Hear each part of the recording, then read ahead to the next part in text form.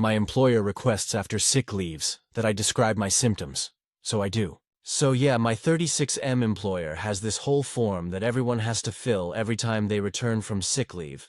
It's for accounting, and mostly contains pretty dull stuff, such as the length of the leave and what category of sick leave it is and on whose permit. But it also has this whole section that I have always found rather direct, which is basically making you describe your symptoms. I presume it is there because, as you know, bosses are always paranoid about people faking sick leave. So after a while I started to make sure that they hate their own nosy forms, and I started giving symptom descriptions in unnecessary and graphic detail. Here are some of my favorites over the years. My diarrhea was so loose that it bordered on drinkable water. The clumps of phlegm that I coughed up could stick light object into walls. This is a confirmed fact. While I did not proceed to test this, by all accounts my bowel movements behaved as a non-Newtonian fluid. The pus-filled discharge smelled so bad that it could knock out small mammals. At first, my boss would just come to me in the hallway and nod mysteriously. I read your report. Now she seems used to it. It's not really for her anyway, and she usually just skims through them. She said it's the people at accounting she feels sorry for. I have never met anyone from accounting. Then again, they still keep the same form after years and years. So maybe they enjoy reading these? Edit. No, this is in no way a legal thing to do here. This is in Finland. But the way the law works here, no one minds. I could probably just not put anything there and no one would mind. No one could realistically get in trouble for what they answer in there. I just want to make a point. Comments. Commenter 1. This is why I love living in Germany. If you're not able to work, you get a doctor's note, and that goes to your employer. It basically says, name is not able to work from day 1 until day X. That's it. During that time, you're on leave. Your boss has no legal rights to ask you why or how you were sick. It doesn't matter if you had your appendix removed, or were suffering from depression. The company doesn't need to know. Commenter 2. I have to know exactly what you stuck to the wall with your phlegm and how long it stayed there. Reply, a plastic bookmark. It stuck for maybe 5 minutes before dropping. Commenter 3. To be honest, while your approach is appealing, they have no right to that information, so my answer would be, that's private medical information that I'm keeping between me and the medical staff that treated me. Commenter 4. We used to have to call in to get a sick day. I work predominantly with men. The trainmaster wasn't allowed to ask why we were laying off, but this guy decided he was going to. I began describing my period symptoms. My flow is so heavy I'm changing my tampon every 45 minutes. He cut me off and laid me off for the day. It wasn't long after that we didn't have to call in anymore. Stories number 2. Me 26F visiting family with my boyfriend 27M of 6 years. We are staying with my parents for the week, leading up to my sister's 24F wedding. I just saw my boyfriend and sister, who is to be married in less than 3 days, walk into her bathroom together. Me 26F and boyfriend 27M have been together since our 3rd year in university. Once we both graduated, my boyfriend got a job across the country, Anaheim, and I followed him. This weekend is my little sister's 24F wedding. My sister and I have always gotten along. It was really hard on both of us when I moved so far away, and we keep in contact literally every day. She and my BF never really had any sort of a friendship, simply due to the fact that they never spent much time together. The first couple days we spent at my parents' place. Everything was normal. We landed around noon and spent the day with my family. My sister was running around meeting with caterers and stuff, so she didn't get home until later in the evening. We said our usual hellos, caught up, and then headed to bed. Monday morning is when things felt weird. I noticed immediately at breakfast, my boyfriend and sister were much more talkative with each other than usual. I also noticed him giving her these weird looks, and my sister smiling, smirking. Back, I didn't think too much of it. But then after lunch they announced they would be going to meet the wedding planner. The planner was in Brooklyn, and my boyfriend said wanted to check out a used game store there. So he was gonna tag along. Okay, cool. But when they got back about 45 minutes later, he smelled like her perfume. Which isn't a huge deal because her car reeks of it and it could have just stuck on him, I guess, but it was still weird. The next night I woke up around 2 a.m. and I noticed my boyfriend was not in bed. I waited a couple minutes, and when he didn't come back, I got up to look for him. Right as I opened my room door, he was getting ready to walk back inside. He looked shocked to see me, and when I asked where he was, he gave me mumbling answer about throwing something in the garbage. I noticed again he smelt like my sister's perfume, but I didn't say anything. He brushed past me to the bathroom located in our room and turned on the tap. I heard him washing his face and brushing his teeth. So today, Wednesday, I noticed my BF and sister weren't going near each other. As much as they'd been getting along the last few days, they were keeping their distance. I asked both of them separately if everything is okay, and both assured me everything was fine. Even asking, "Why are you asking if I'm okay?" When we went to bed tonight, I decided to pretend to sleep and see what my BF did. Around 11:30, he called my name a couple times, to which I did not respond. I then heard him get up and creep out of bed. I waited until he was outside the door and then followed him. I saw him walk into the bathroom across the hall. I waited in my doorway for a minute, and then I saw my sister come out of her room and walk into the same washroom. I have no idea what to do. Do I go to my sister's fiancé? My parents? Confront them? I am currently hiding in the living room, and it has been about 2 hours since this happened. My boyfriend has not come looking for me yet, Elder. My boyfriend and I are staying with my family. Saw him and my engaged sister in a compromising position when they walked into a bathroom together. They don't know I caught them. No clue how to proceed. Top comments. Commenter 1. You have to confront them. It is going to be hard, but you need to know what is going on, and so does her fiancé. Commenter 2. Wow. You need to go to that bathroom right now and openly bust them. Seriously, 2 hours? Go bust in that door, update, edit. So we have this little stair landing area with a couch. You can see the upstairs hallway pretty clearly. I was sitting there with my phone and a blanket when my sister walked out of her room and into the bathroom. About 3 minutes later, my BF walked in. The bathroom locks are the type you can unlock with the turn of a coin. I stood outside for literally 10 minutes and I heard almost nothing, just some shuffling here and there. So I opened the door quietly, and I see my sister on the bathroom counter looking at something on her phone. My boyfriend has half his body out the bathroom window. My sister jumped off the counter and said my name, and my BF pulled his head back. He had a pipe in his hand. It turns out they've been sneaking around because they've been weed buddies the last couple days. I had no clue they were smoking together, or that my sister smoked at all. The first night we were here, he was going downstairs to get a glass of water and smelled the pot when he walked past her bathroom. He asked her about it the next day, and that's when they started to smoke together. He smelled like her perfume because they wanted to spray something to get the pot smell off them. That's why he washed his face and brushed his teeth when he came back into the room last night, so I wouldn't smell the weed on him. They was being so sneaky about it because little sis was unsure that I would approve of her marijuana habit. I don't care at all. I knew my BF as a casual smoker since the day we met. Very relived to say the least. Thank you all for your help. I feel like a complete idiot. Sorry for wasting your time, TLDR. I feel silly. BF and sister were sneaking around because they smoke weed together, not because they were having sex. Little sis wasn't sure I would approve of her smoking weed, so they were being secretive. Final comments. Commenter 1. It's funny because when you said her car reeks of her perfume, I thought, she probably gets high in there. Commenter 2. I feel really good about the fact that when I was reading through it, I thought to myself, it sounds like they might be sneaking smoke breaks. Yay for not jumping straight to infidelity. Brain. Commenter 3. The whole time I was reading this, I was thinking this is textbook smoker behavior. Then I read the last edit. Haha, stories number 3. Wibta. If I stop all of the favors I've been doing for my ex since he has refused the one favor I asked, this is kind of sweaty. But my 30F ex-husband, Greg 38M, and I have 2 kids, Louisa 9 and Ted 7. We divorced over 5 years ago and Copa rent very well. The divorce was because I was happy with our 2 children, but he wanted more. And even therapy didn't help. We have had basically no issues. There's no child support. We're 50-50. Have never had issues having the kids if the other parent has something come up, and understand that it's just about making sure their lives aren't too disrupted. Greg remarried Tessie 38F 4 years ago, and they have another child, a boy, and another about to make their appearance in this world in a few weeks. I am marrying my fiancé Luke 36M in February.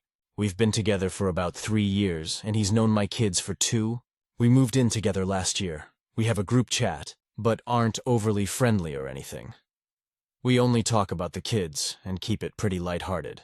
Our only rules with the other datings is that we would introduce our partners to the other before they met the kids, which went great with both of them. When Tessie and Greg married, I obviously kept the kids an extra week for their honeymoon, and again for my actual week so they could settle in. They didn't live together before they got married. When they had their first baby, I kept our kiddos for about a month, but brought them over a few times to see their new brother, obviously, so they could settle in since it was Tessie's first baby. A few weeks ago at one of Lacey's games, Tessie told me the date her C-section was scheduled for, which is in the middle of their custody week. I told her we were excited for them, and of course, I could keep them that week, and my following week, and we could go back to normal their next custody period.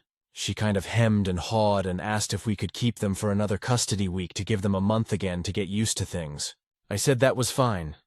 I didn't expect them to need that much time for their second baby, but C-sections are major surgeries, and I said I'd be happy to keep the kid. They don't live far from us, so bringing them over to hang out won't be too out of my way. And of course I love having my kids with me. Anywho, we've finalized our plan for our honeymoon, which is 3 weeks. I know it seems excessive, but it's something on both of our bucket lists, but not something the kids would be too interested in. And the honeymoon seems like the best opportunity to do it. Basically, what would happen would be that we'd get married on Saturday my week. The kids would stay with Greg that night and stay for his week. Then they would keep them for our week and their next week. So they'd have them for one of my custody weeks plus one extra evening. I don't have family around. My parents died young, grandparents before them, and the aunt and uncle who helped raise me retired to New Mexico 3-hour plan ride, plus 2-hour drive at Mayan. I have friends who have watched the kids before, but I didn't see a single issue with asking Greg to keep them for a week since it seems like there's a bit of precedent. I texted him the general plan and emailed him a more detailed one with locations, days, times, etc. so he could know where we were, how to contact us if there was an issue. I thought all was well and good, but they never responded until a few days later they emailed me what Luke and I jokingly now refer to as the manifesto. It was long, rambling, repetitive. The gist of it was, what kind of mother on a 3-week vacation without her kids? I'm a terrible person in general for asking a young mother to have her stepkids full-time for 3 weeks while I go and enjoy myself. She kept calling Tessie a young mother. I think she means mother of young kids, and I know it's not the point, but it kept annoying me. Also, it wouldn't be alone with her. Greg would obviously be there. I am a horrible co-parent for asking them to have the kids for 3 straight weeks while their kids are so young. Their newest baby will be 6 months old by then. BTW, apparently it's all well and fine that Luke and I don't want any more kids. He has had a vasectomy and known he didn't want kids of his own for a while, but we'd better not think that gives us permission to dump Louisa and Ted on them to gallivant around. I don't think I've ever gallivanted in my entire life. We needed to figure our own weeks out ourselves. This was not life or death, and it was ridiculous to ask them. I got petty after this, especially them acting as if we are constantly dumping the kiddos on them. So I went through the last 4 years of texts and made a spreadsheet of how many times either of us has asked the other to keep the kids and the duration on an Excel sheet. While we both have made these requests, they have done so for 87 nights, 52 times versus me 12 nights 8 times. Obviously, this makes sense since they have a baby, and I didn't send it to them or anything, but it was good to know I'm not crazy. My friends say I should tell them that. Fine. I won't keep them during their custody time after their new baby comes. I'm not going to do that. I love my kids and want to see them as much as I can, but I do a lot extra for them. Just some examples. I sometimes, Luke, if he's off work, pick the kids up every single day after school. And on Greg's custody weeks, I drop them off at their house since he doesn't get off until 5 so that Tessie doesn't have to take the baby out to pick them up. Keep in mind that she does not work anymore. Our divorce decree says that whoever's week it is must drop the kids off at the other parent's house. But I've been doing all of the back and forth for a while again because they have a kid, and because it's not that far, 5-minute drive, 20-minute walk if it's nice. I take the kids to all of their appointments, do all of the school parent stuff during the day, etc. Since I have a super flexible schedule and Greg's isn't. He would need to use PTO for all of this stuff. We usually split health insurance per the divorce decree. They're on his works insurance, but since I take them to all of their appointments, etc., I pay all of the co-pays. I keep a tally just in case I would end up owing him money, and I know what he pays towards the premiums, and in the past it was minimal. But our daughter unfortunately has type 1 diabetes, which has gotten pretty expensive. It wasn't killing me. But Greg mentioned how tight money was once when I was bringing it up, and I decided that it's not affecting my life. Our daughter needed it, so I've been letting it go. Their son has been in the process of being diagnosed with autism, and has pretty bad meltdowns. This is all I know from Greg, so they call me pretty frequently to see if I can come and get the kids for a few hours if things are overwhelming. Of course I love my kids and spending time with them, but I've had to cancel plans for this and they have not cared. Greg was in an accident and has been using my old car, I got a new one and hadn't sold the old one yet. It's not worth a ton or anything for the past 7 months, with no effort to replace it. Greg travels sometimes for work, and Greg and the kids have a cat over there. Normally Louisa would take care of the litter box if Greg was traveling, but since her diagnoses and until we get her labs, health under some form of control, we both agreed that we don't want her messing with it. They let the cat go outside during the day. Since Tessie has been pregnant, she said she shouldn't have to, and Ted is a little young. He tried, failed, now he helps lol, so I've been doing it. Anyways, these are all benefits for them that I'm going to inform them are ending. I won't go back on my word to have the kiddos after she has her C-section, but the absolute gall of them to not do the one thing that I have asked of them, and that I've done for them, have brought me to this. Most of my friends say I'm not going far enough, but a few have said that it might cause a breakdown in our co-parenting relationship, which would affect the kids. That's really the only thing I care about. So now I'm hesitant. Commenter 1. They are really biting the hand that feeds them. I would respond to the email saying, wow, I'm so surprised at this response given the positive relationship and co-parenting dynamic we have had thus far. We will make other arrangements for the kids for that week. I'll also need to be selling that car. So let me know if you want to buy it priced at XXXX, or I'll come to get it 5 days from today. I also can't be continuing to care for your cat. I'll be stopping as of now, and Louisa still can't do it. I will still keep the kids for your 2 custody weeks in July, as I had previously agreed to, but going forward we'll be working off the assumption that you will cover your time with them, as I will with mine. I'm sorry you prefer this type of arrangement. I was pretty happy with what we had before. But I understand. They may walk it back or not, but if they don't, you don't have to be a doormat. Commenter 2. This is a well-thought-out response to your ex. They are slowly having you do more and more for their family, and you need to stop. You are making it easy for them, but they are not making it easy for you. I know your kids could possibly be in the middle, but there are things you can immediately stop doing. Like taking care of their litter box, your husband needs to step up and do this. I know you handled your divorce and everything on your own, but it's getting out of hand. The manifesto just forced your hand to get everything official. And about the car, is the car legally yours? Do you have the title? Is it registered to you? Your ex has been using the car for several months. Is he insured? I think with the car you need to either sell it to him or take it back. Commenter 3 Enta. Don't let anyone walk over you. They said you were dumping the kids on them when they were doing exactly the same. Reply. I just hated the word dumping, as if my kids aren't a delight to be around. I mean for their parents. I'm not one of those crazy moms or anything, I just can't imagine saying they were dumped on me. Commenter 4. Cut Tessie out of the discussion and go straight to Greg. Odds are high that rambling emails is from her. You can do a step-up approach. Start by just telling Greg that if he wants to stick to the letter of the custody agreement, you're more than happy to.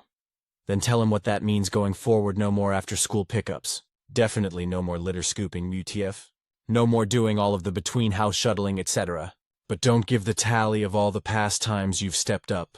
State it all very matter-of-factly, pretend you're HR at a job or something, just very neutral. Here's the facts.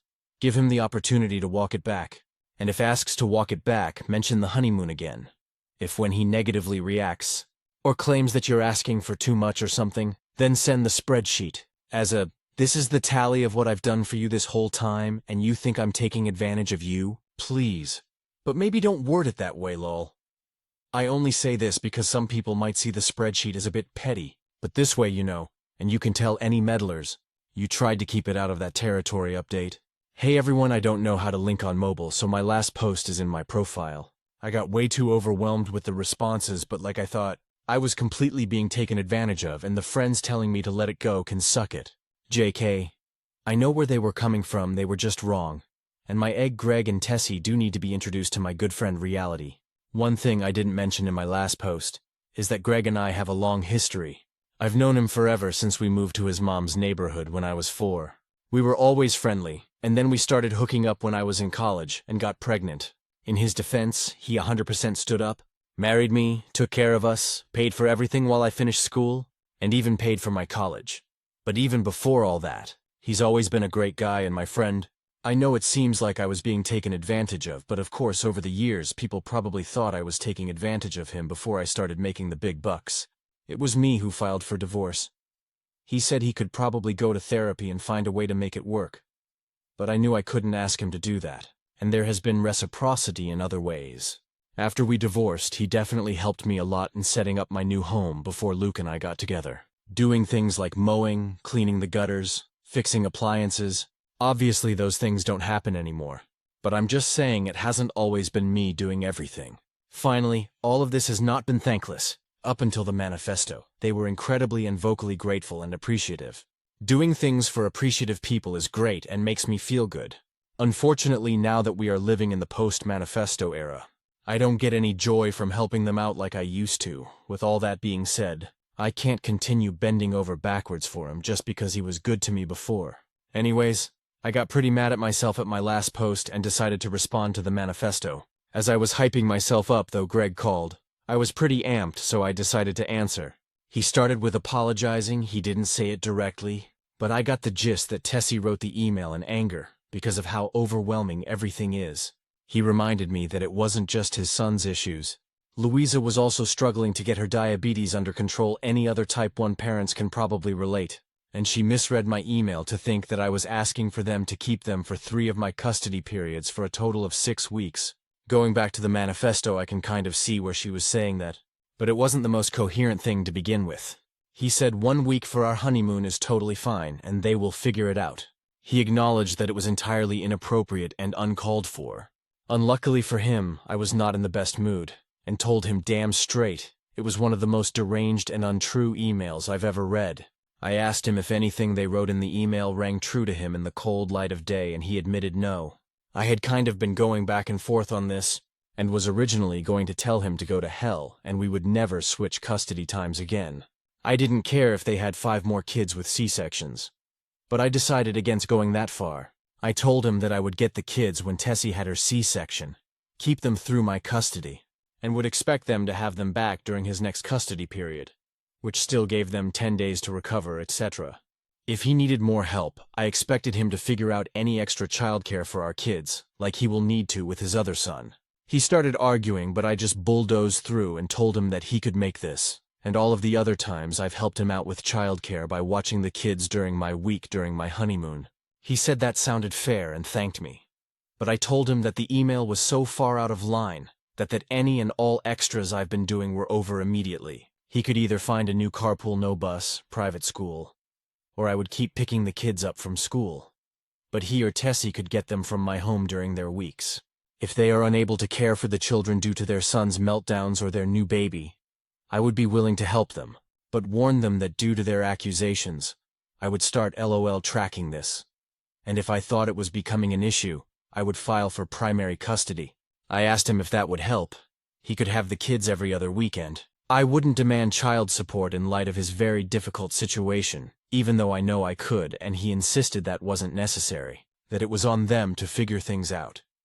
He really didn't have a lot to say back to any of this, and apologized again. I told him that it wasn't impossible to rebuild the trust we have had in the past, but it was going to take a lot of time and hard work on his and his wife's part, because I was done putting in so much just to get attacked. He promised he understood, and he'd figure everything else out.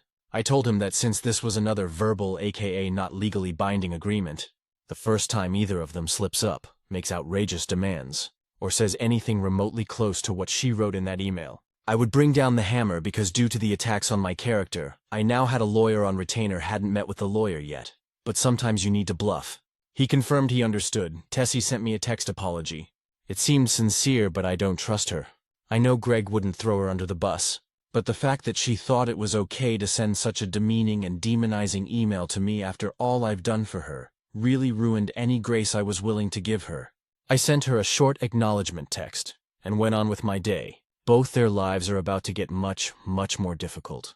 If they try to put any of that discomfort or difficulties on my kids, I will move swiftly. But also if it means that my kids get a little less at their dad's house than they do here, that's not the worst lesson for them.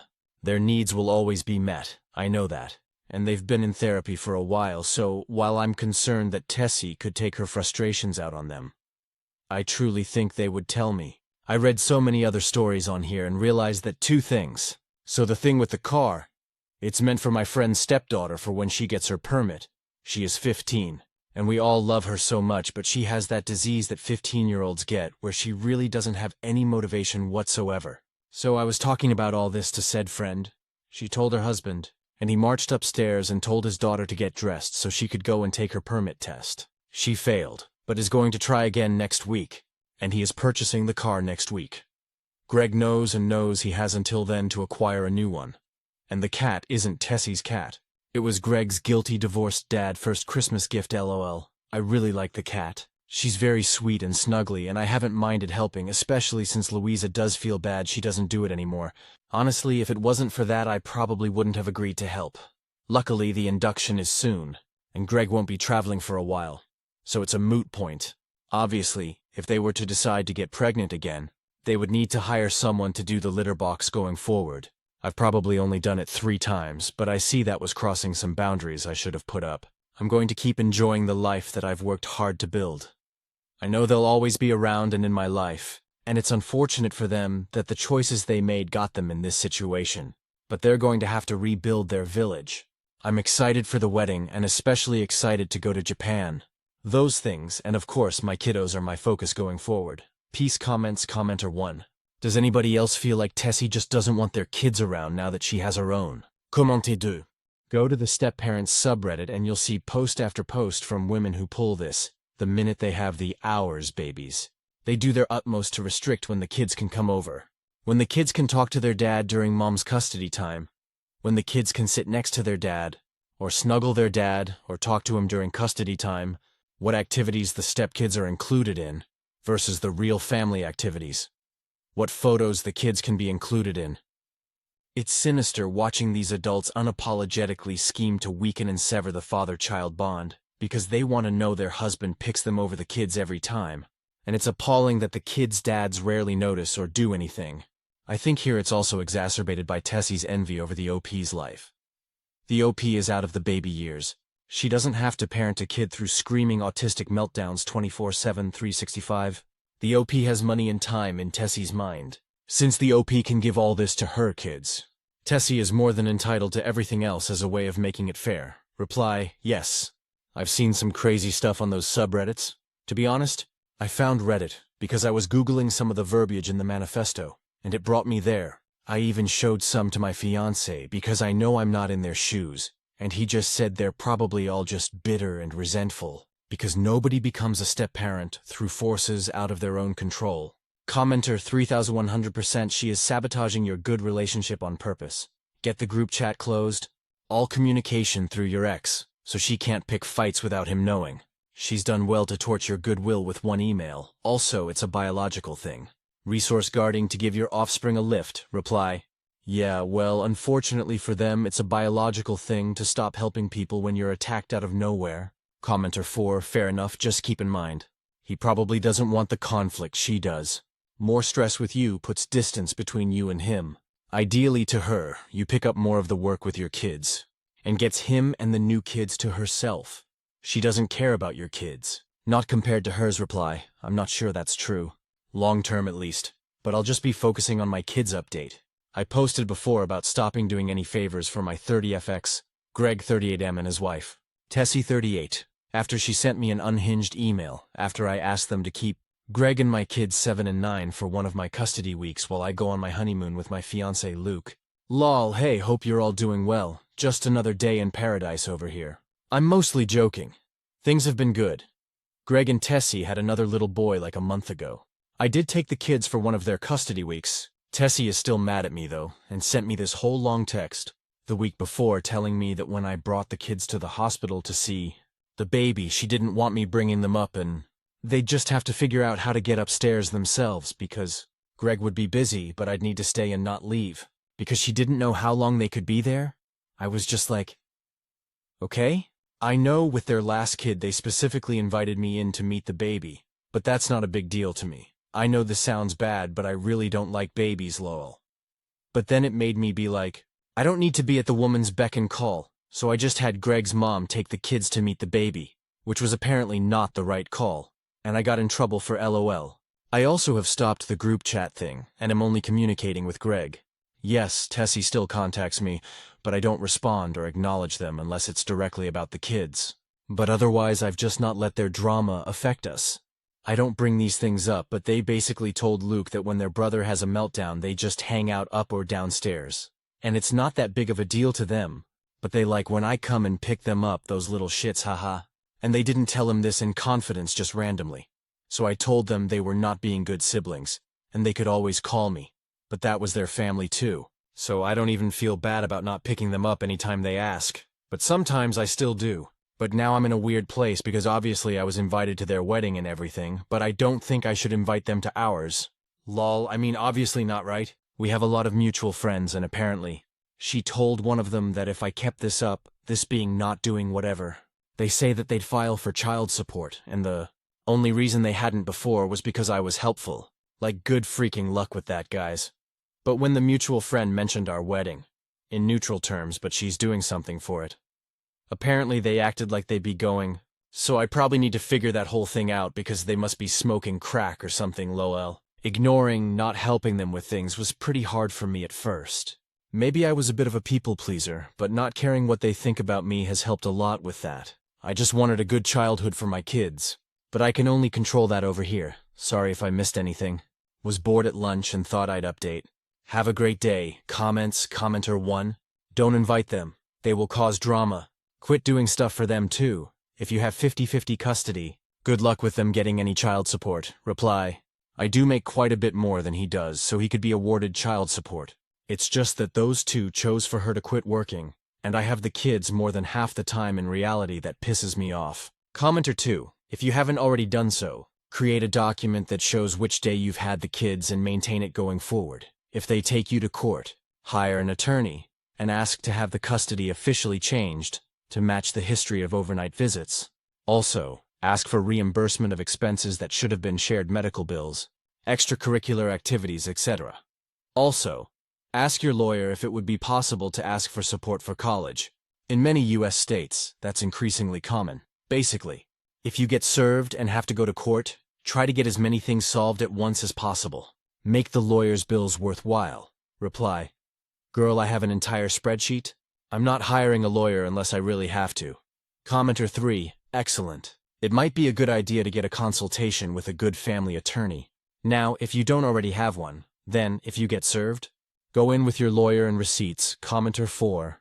My advice would be to spend the money and hire a lawyer now. Get the advice on how to proceed, and maybe you won't have to in the future, but if you do, you already will have all your ducks in a row. It would be good to do this because Tessie is already making stupid threats, and this situation is not going to improve. You have the kids for more than half the time, so it probably doesn't actually matter if they make less than you. Tessie is kind of an idiot to be telling people that they will punish you for not jumping when she snaps her fingers by asking for child support. That money is meant for your children, not as a fine for not waiting around in the hospital parking lot when she told you to. Also, it goes without saying that they are not invited to your wedding. Commenter 5. Just FYI, not hiring a lawyer can definitely cost you a lot more money in the end. Good job with the spreadsheet. Reply. I'm not disagreeing with you, but I have my own reasons for believing that they'll never get around to actually trying to file for child support. Like, neither of them have the executive function if their lives were going well, and between a new baby and a pretty severely disabled kid, I am pretty confident that I don't have anything to worry about there. If I'm wrong, I'll come back and update so you all can tell me I told you so. Commenter 6. This is terrible advice. Will prejudice judges against you. And isn't even true. Commenter 7. Each state is different.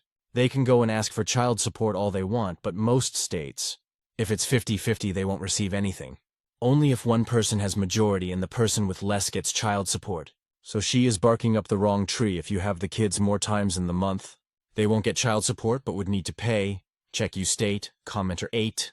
The time to hire a lawyer is before you say or do something that will pass off a family court judge. You will not know when you've crossed this line until it's too late. Just go talk to a lawyer. Commenter 9.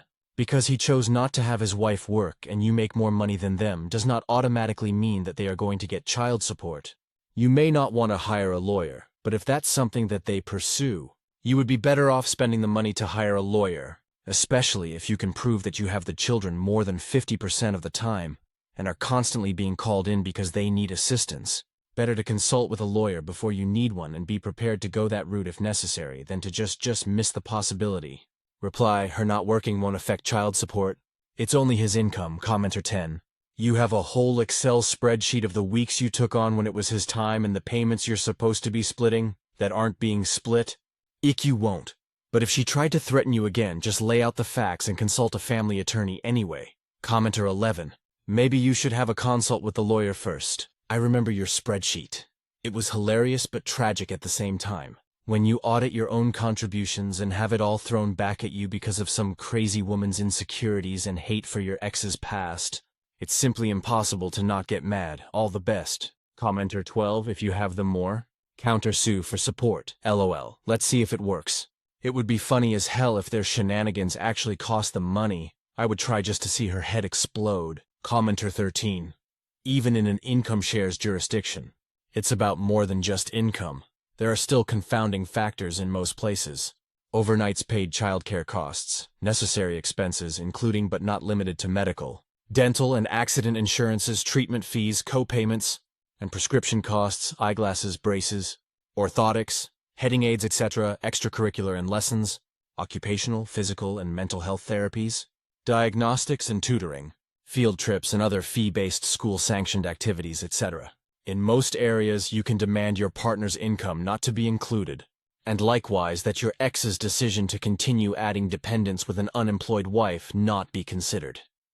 This can be location-dependent, though. If they do file, please promise that you will retain a lawyer and that you will present them with all of these receipts.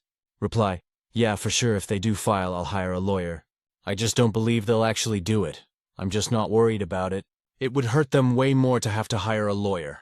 And the fact is that all of the facts are on my side. I put everything what I pay for, which is most stuff, into the calculator. And not even fixing for the actual amount of overnights I have versus them. And I'm just not worried.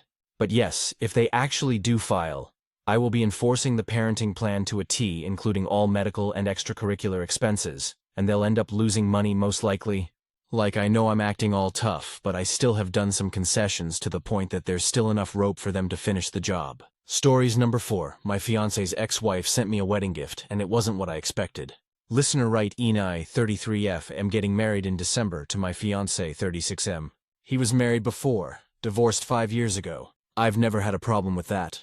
They share a child, and they co-parent fine. 2 days ago, I received a package in the mail. It was from her. Inside was a silver serving spoon set, a card that read, "You'll need these more than I did," and that was it. My fiancé laughed it off and said she was just being dramatic. But something about it shook me. Like, what exactly does that mean? More than I did? So I texted her, I know, I probably shouldn't have. I said I appreciated the gesture, but found the note confusing. She replied with, "You'll understand after your first Christmas married to him."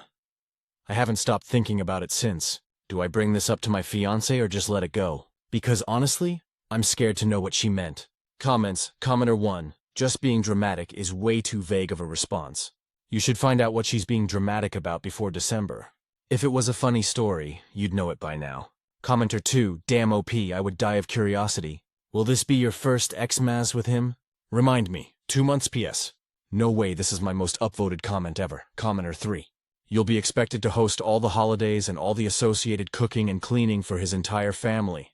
And your husband will not help nor support you. That's what I read it as. Commenter 4. That spoon isn't a gift. It's a warning label. When the previous owner of the emotional timeshare sends you a hint, read the fine print. Commenter 5. First of all, congrats on your engagement. The vague message to me implies that fed from a silver spoon, saying, basically, he may have high expectations but doesn't do much to help put together whatever festivities he's expecting at the holidays. Could also be a reference to just overall being willfully incompetent and/or spoiled, and needing to be fed from a silver spoon.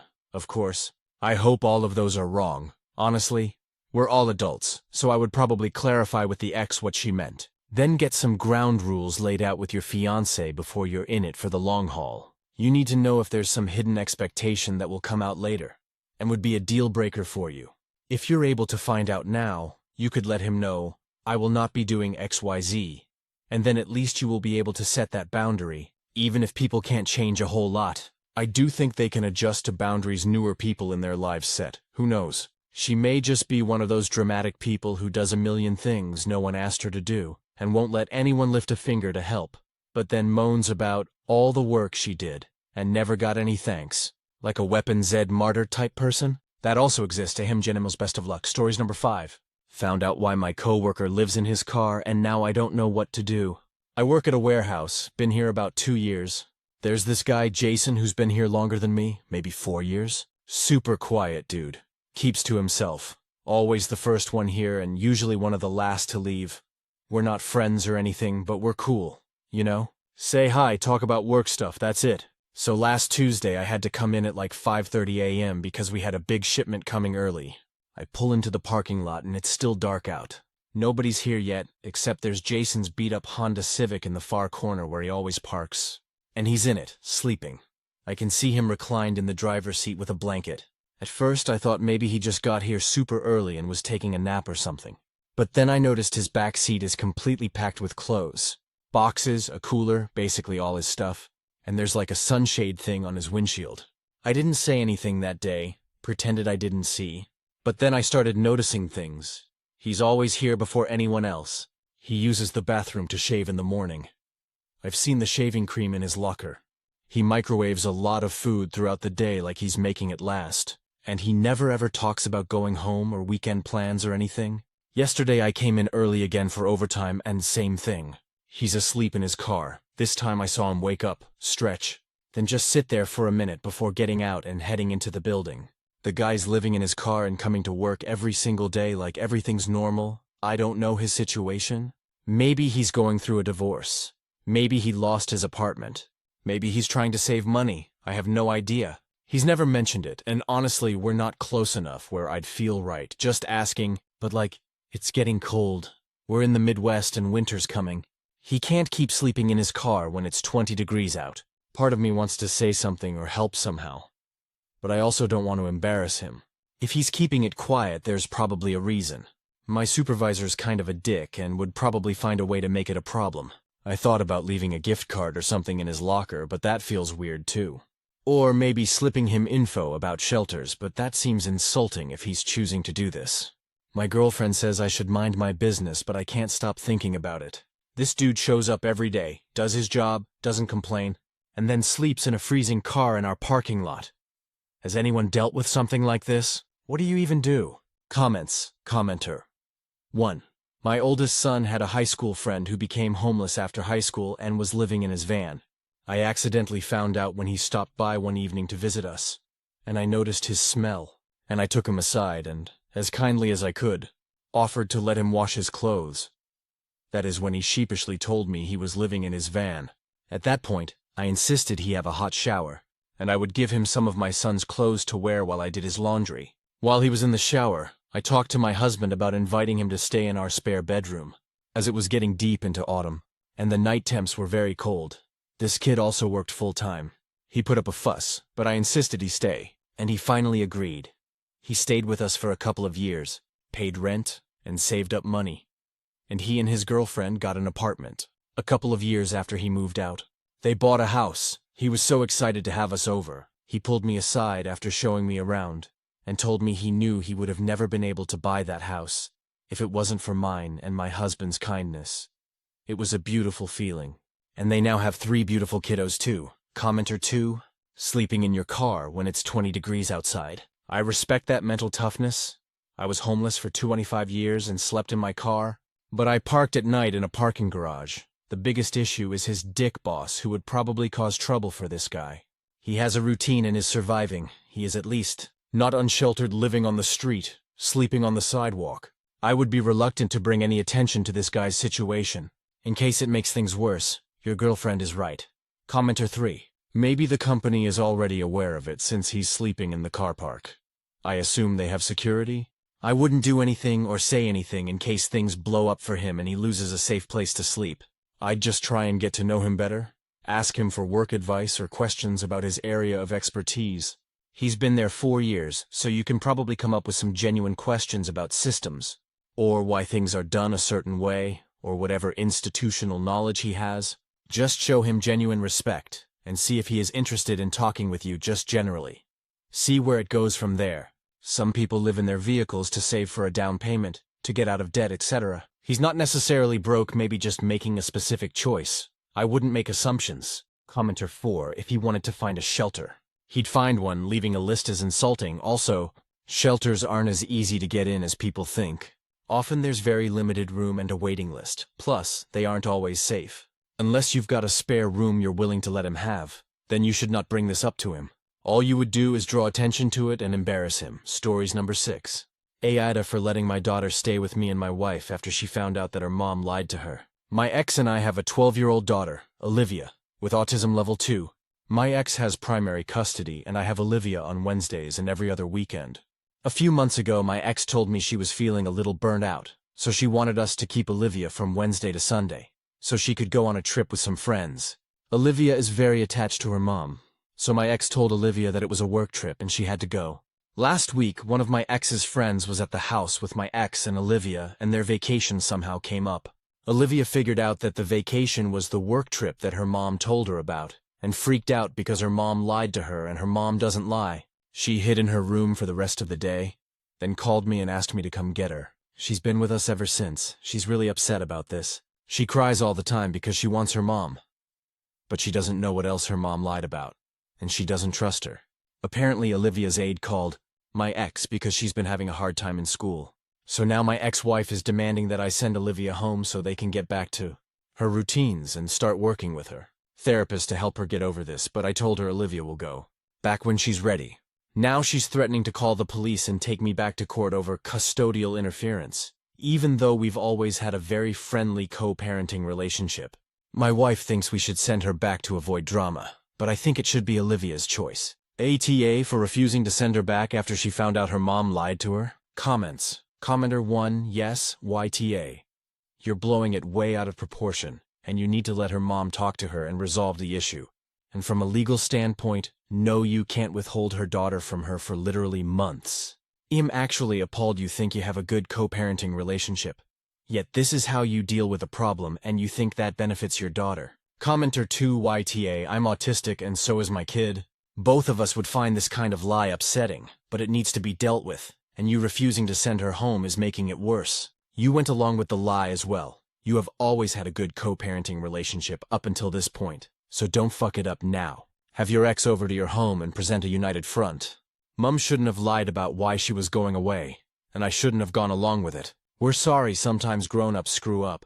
We need to get back to our normal routine now, so you're going home with Mum. Commenter 3.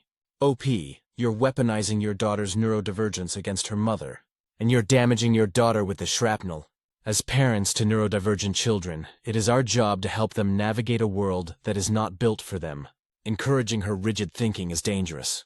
My daughter once sat and took a thumping from another child in a school assembly because the child wanted her to move up to give him more space. My daughter knew you weren't allowed to move once you'd sat down, so she took his thumps and scratches rather than get into trouble with the teachers. It seems you would rather let your daughter go through the anguish of believing her mother is a bad person than have a gentle conversation with her about how her mother is a human being with her own needs. This only benefits you, for now. What happens when you screw up in your daughter's eyes? Because believe me, you will. Those standards are high when you live in a super idealistic world, and they're impossible to adhere to. Commenter 4YTA, you're making this so much worse. You say you have a very friendly co-parenting relationship but aren't backing your co-parent. If this was my child, the first thing I would have done is explain Mom needed just independent time, just like you get every day, except every other weekend and Wednesday. You're simply reinforcing her belief that her mom did something wrong taking a short break. Send your daughter back and follow the order. This is not an opportunity for you to villainize your co-parent. Stories number 7. Aita for telling my husband that he absolutely ruined the birth of our child. Hi everyone, our daughter is now 8 weeks old, so obviously this whole argument has gone on a very, very long time. We both have been holding grudges and neither of us think that we are wrong. My husband does not know I am posting this, so I am going to keep it as anonymous as possible. So when I got pregnant with my daughter, my husband started in immediately telling me that I should have a home birth. I really do not know why he was so adamant on it, but he was, at first. I brushed him off and told him I would think about it because I was only 6 weeks pregnant, and the birth seemed so far off. Of course, it came quickly, and my husband would literally speak over me at doctor's appointments when my doctor would ask if I had a birth plan. This caused a few arguments between us in those 39 weeks of pregnancy, but I never really changed my mind. Eventually, my husband's mother sat down and talked to me, and she told me all of the reasons why they did not want me to go to a hospital for the birth.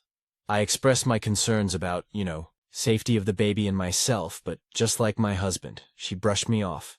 I ended up telling my husband that I would take myself to the hospital when it was time and that I did not want a home birth. He acted as if he didn't hear me. We met with a doula who was also very pushy. I felt overwhelmed and not supported at all. I was 36 weeks at that point. So when I went into labor, I was 39 weeks, and I absolutely begged my husband to take me to the hospital where my doctor is. He wouldn't. He spoke to me condescendingly and called the doula instead. I was in labor for about 3 days, active labor for around the last 22 hours. I cried the whole time. I just felt something was wrong. I was scared, and oftentimes they left me alone. The doula told me that if active pushing and labor reached 24 hours, I had to go into the hospital. I remember thinking that I could not decide which was worse, staying in labor for another 2 hours or having my baby right there. When she was finally out, I don't even remember wanting to hold her. I just remember crying out of relief. Obviously, I am okay now, but I did not have a good experience. On my first appointment after birth with my doctor, she was very shocked I had the baby. She was concerned. I was so upset. I told my husband that he absolutely ruined it for me. I truly never want to go through that again. I hear mothers say that they forget all the pain the second they have the baby. But I didn't. I love my daughter so much, but it was horrible, and it was entirely his fault. So, I told him that several times. He rolls his eyes every time and tells me how mothers are strong, and how I'm not trying to be strong. I told him that if we ever have another baby, which he wants, that I will never do a home birth ever again. His response is, "We'll see." I cannot possibly be TA here, can I? Everyone around me is acting like this is so normal, but it's not. Is it? Comments if they took her phone and locked the door heavily downvoted no, not that extreme lol. With the exception of the 22 hours of active labor. I know that they probably would have sent me home anyway. I did call my doctor right when it first started, and my husband was standing right there to snatch my phone away and say, "Told you," when she said to only come in when they were every 5 minutes. Those first 2 days were not so bad. It was the last 22 hours that were the worst. Heavily downvoted. They just kept saying that it was more natural and would be better for bonding. This kinda surprised me because it is not like we are like that day to day. Maya listed all these reasons why it would be safer too. As in at the hospital, they force women to have C-sections and get epidurals. Why she didn't call for help herself, heavily downvoted, I don't know. I should have. But I was just so overwhelmed and had people telling me not to call and I didn't know what to do. I was still trying to see the positives in it. And I did not tell my doctor that. When I was reading about home births, that same thing kept coming up. That it isn't exactly recommended, especially for first-time births. I had a miscarriage about 1.5 years ago, and my husband kept citing that as a reason that I could do a home birth the first time. He kept saying I know what it is like to be pregnant. But that isn't the point. He refused to understand that. And I definitely agree that your labor goes along with how you feel. Or it makes you feel a certain way. EDK, heavily downvoted. I am not trying to defend him or anything, but he was trying to be supportive during the whole process. Especially the last part. It was me who made it very isolating because I just was blaming him for being home in the first place, which is his fault.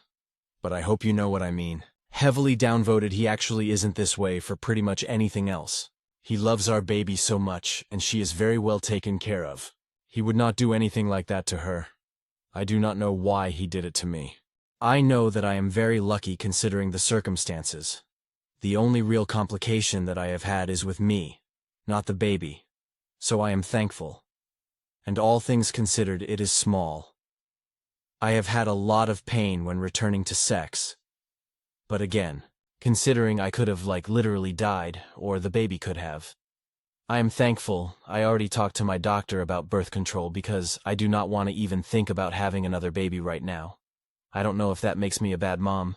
I don't even know if I am a good mom right now, and my husband is 30 and I am 21. Update. Hello. I'm not sure if anyone remembers me or my post from about 1 year ago. I logged off there at the end because people were accusing me of making it up or being a fake account because someone commented something on the post. I can promise you it was never fake. I'm still here 1 year later. I really honestly just remembered this account. And I remember so many of the kind messages I got both on the post and on chats. I just wanted to say thank you. I'm away from my ex-husband. You guys helped me open my eyes to so much worse things he was doing than what I posted about. I have 2 daughters now, and I just can't imagine raising either of them with a man like him. And without you guys or the post, I would have done it. So thank you. I am now 22 years old, and I shiver to think about the fact that I probably would have spent the rest of my life with him. If you're a young mom like me, please trust me that you can do it. Truly, from the bottom of my heart, thank you. This is a silly website, and it was a moment of desperation for me, but it changed my life. And if you're a woman sitting here reading this thinking, there's no way you'll ever get away from your person, just remember that 1 year can change your life. Just read my posts from a year ago, and chose a better life for yourself and for your babies. They deserve it, and you deserve peace and happiness. Thank you again. Comments: yes. I was pregnant when I left, but I had my second daughter at a women's hospital.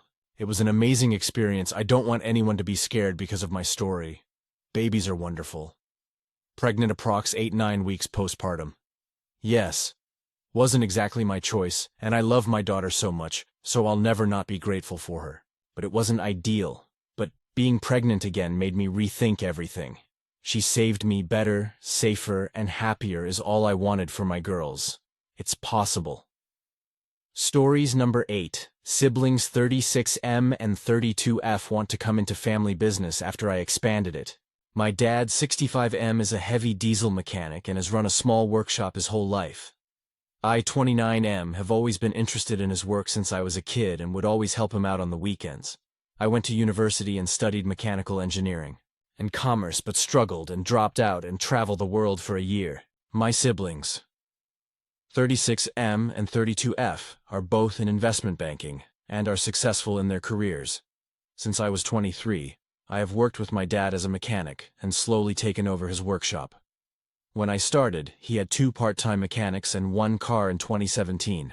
I have bought in several new strategies, such as focusing on commercial verticals only, off-hours servicing, etc., and we have grown to 35 employees and 15 cars. We went from $250K in revenue to just shy of $7 million this financial year. My dad only works in the workshop while I'm more 20/80 workshop to office split. COVID has meant our business has grown tremendously in the last few years. A few weeks ago at my dad's 65th birthday dinner, and he talked about the numbers of the business, and everyone was shocked. No one in the family has ever visited our workshop or asked about it. Since then, he's been thinking about the succession plan after my siblings have been asking about it.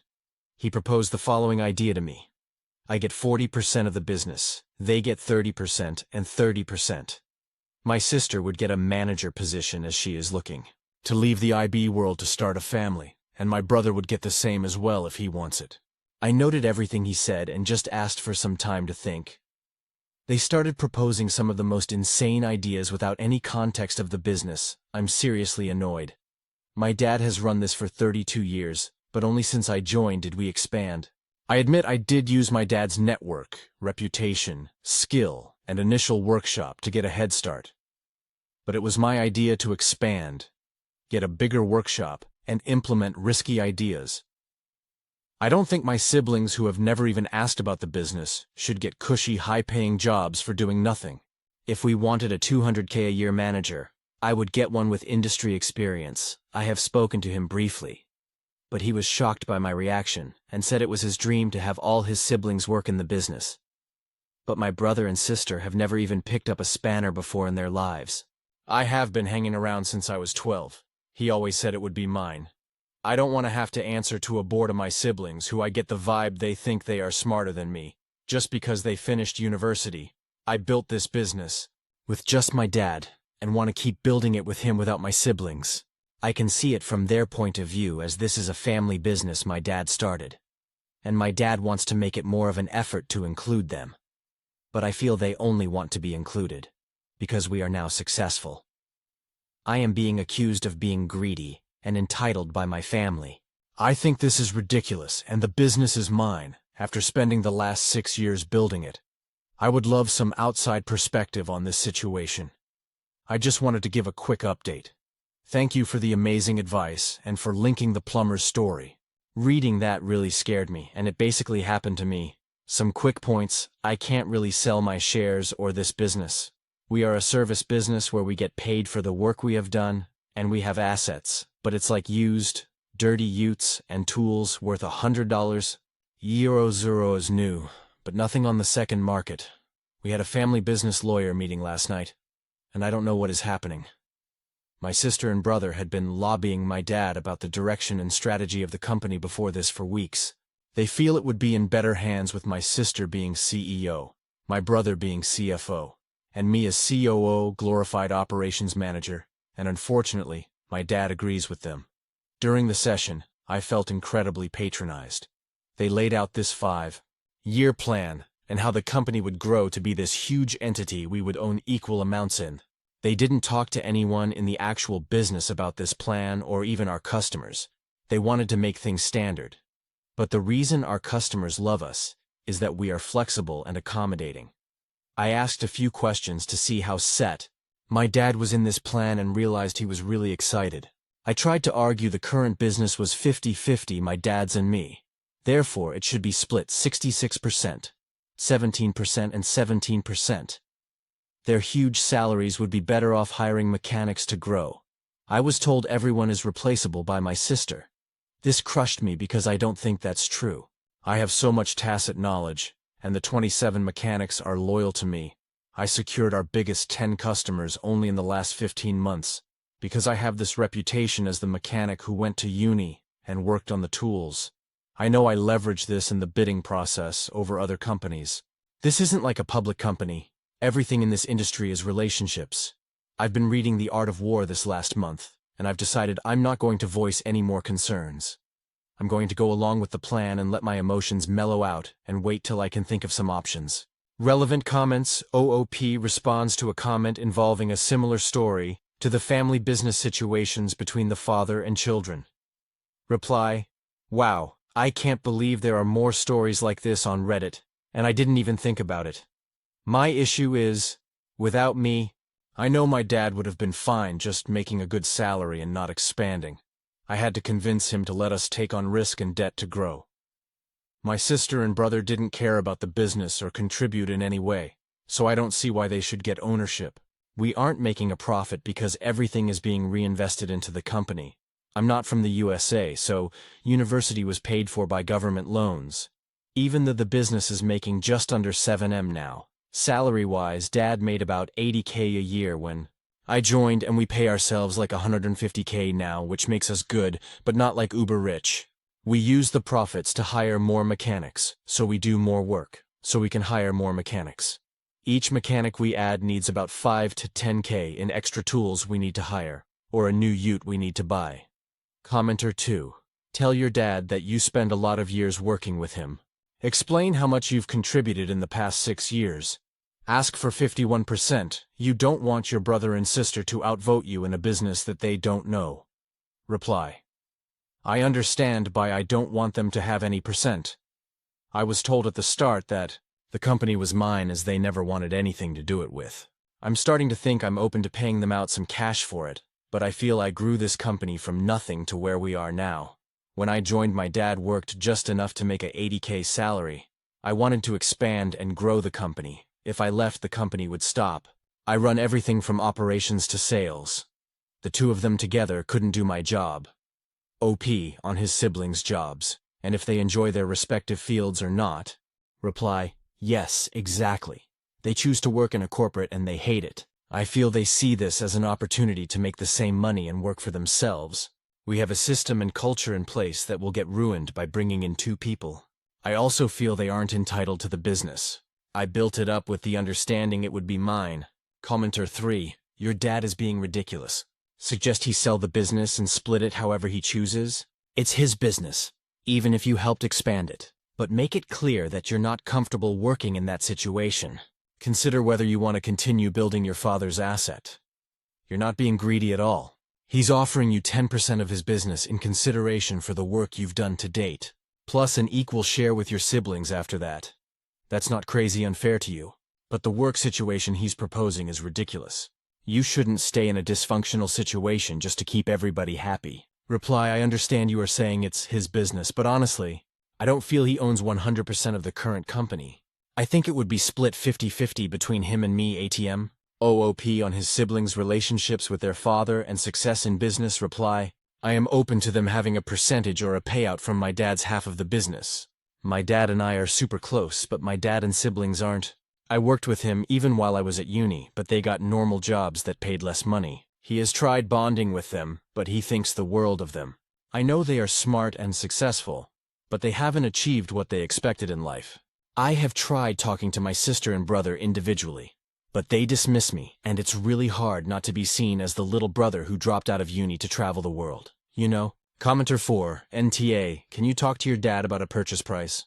Maybe 50% to you and 25% to each of your siblings and get your dad to agree that you buy them out? That way dad gets to feel like he's giving them something. They feel like they got something, and you get to own the company yourself. It still sucks for you, but it might work out better than trying to work with them in your company. Reply, I have tried, but my dad is really excited about them joining the team. I joked about them starting on the floor with the apprentices, and he laughed. They aren't the type to get dirty. My dad sees we hired a few operation people and a couple of finance people in the last year, and he doesn't understand why they can't join the office. I've tried explaining the bookkeepers and admin people get paid $65K and do what I tell them. Update. I'm unsure if I should just keep editing the update or post an update as its own post. I'm finding updating this therapeutic, and it's beneficial to know that other people agree with me, as everyone around me thinks I'm crazy. Unfortunately, the nuclear options needed to happen. My sister and brother came to the workshop to get onboarded last week. They both wore pastel polos to a mechanic shop and refused to shake anyone's hands, because our hands were covered in grease. My dad was so excited to show them around, and let's just say none of the dudes was too impressed. I went to my mom and dad's after to talk. I expressed some thoughts and feelings, but they were so dismissive. I tried to pitch some of the ideas in the comments. Slower start to joining the business, but they just felt everything would work out. I just lost it and told my dad he was a shit mechanic and I would never hire him. He is sloppy and inefficient. I asked him why is he never on the road. Why does he only work on ad hoc random issues and never works on routine repairs or servicing on our biggest clients? He is slow. He doesn't know how to use the latest tools and technology. He doesn't even know how to update the iPad checklist forms that I created at the end of the servicing, and he sometimes misses checks. I partner the first-year apprentices with him because he doesn't clean up the tools after himself properly. He doesn't wipe them down and places them back in their allocated spot for the next person. They have to do it for him. I told them, I don't want to work in a family business. I have always felt like the black sheep of the family. My older siblings were close, but I felt excluded. They constantly lectured me about how I should go back and finish my degree, rather than waste my life in the workshop working a dead-end job. And now, after they have seen the success of this dead-end job, they want to come in? I'll save Reddit from all the points, but a lot of resentment and issues came up. After that talk, I knew what I needed to do. I went to one of our biggest clients, and my mentor, the CEO 55M of a logistic company, and told him the story. He offered me a $250K loan over 3 years to start my own shop. I signed the lease at our old workshop and spent all my savings on 4 cheap utes and close to $45K in tools. I have already confirmed with our 8 biggest customers to move to my new workshop, which is close to 65% of our total revenue. I have confirmed with 7 of our best mechanics they will move to my shop, and I'll welcome over any of the other boys once the news breaks. I just copied our previous employment contracts off a template, so there is no conflict. I know this is going to blow up the family and will decimate the old business. I did try talking to my sister about the changes, but she just treated me as the little kid that got lucky. My dad was delusional and too excited to see all his kids working in the same business. To me, it was never about money or greed. During my time, my title was boss's son. I just loved leading a team of solid boys working outside, fixing stuff up that broke with my pops.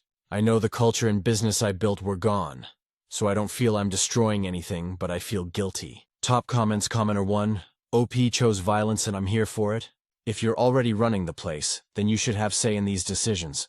Godspeed OP, you got this. Commenter 2, I wonder how the geniuses are going to do when their new business implodes within weeks of them starting. They're going to have the world record of killing a successful business the quickest, and they will deserve it.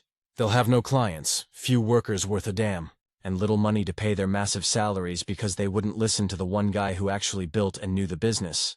I would keep records of this and show them to business professors as a textbook example of how not to capitalize on your top asset and destroy your family business in one fell swoop. Commenter 3, good for you. You did a great job standing up for yourself. I'm sorry your dad couldn't see and appreciate all the hard work you've put into the business. Best of luck in your new business.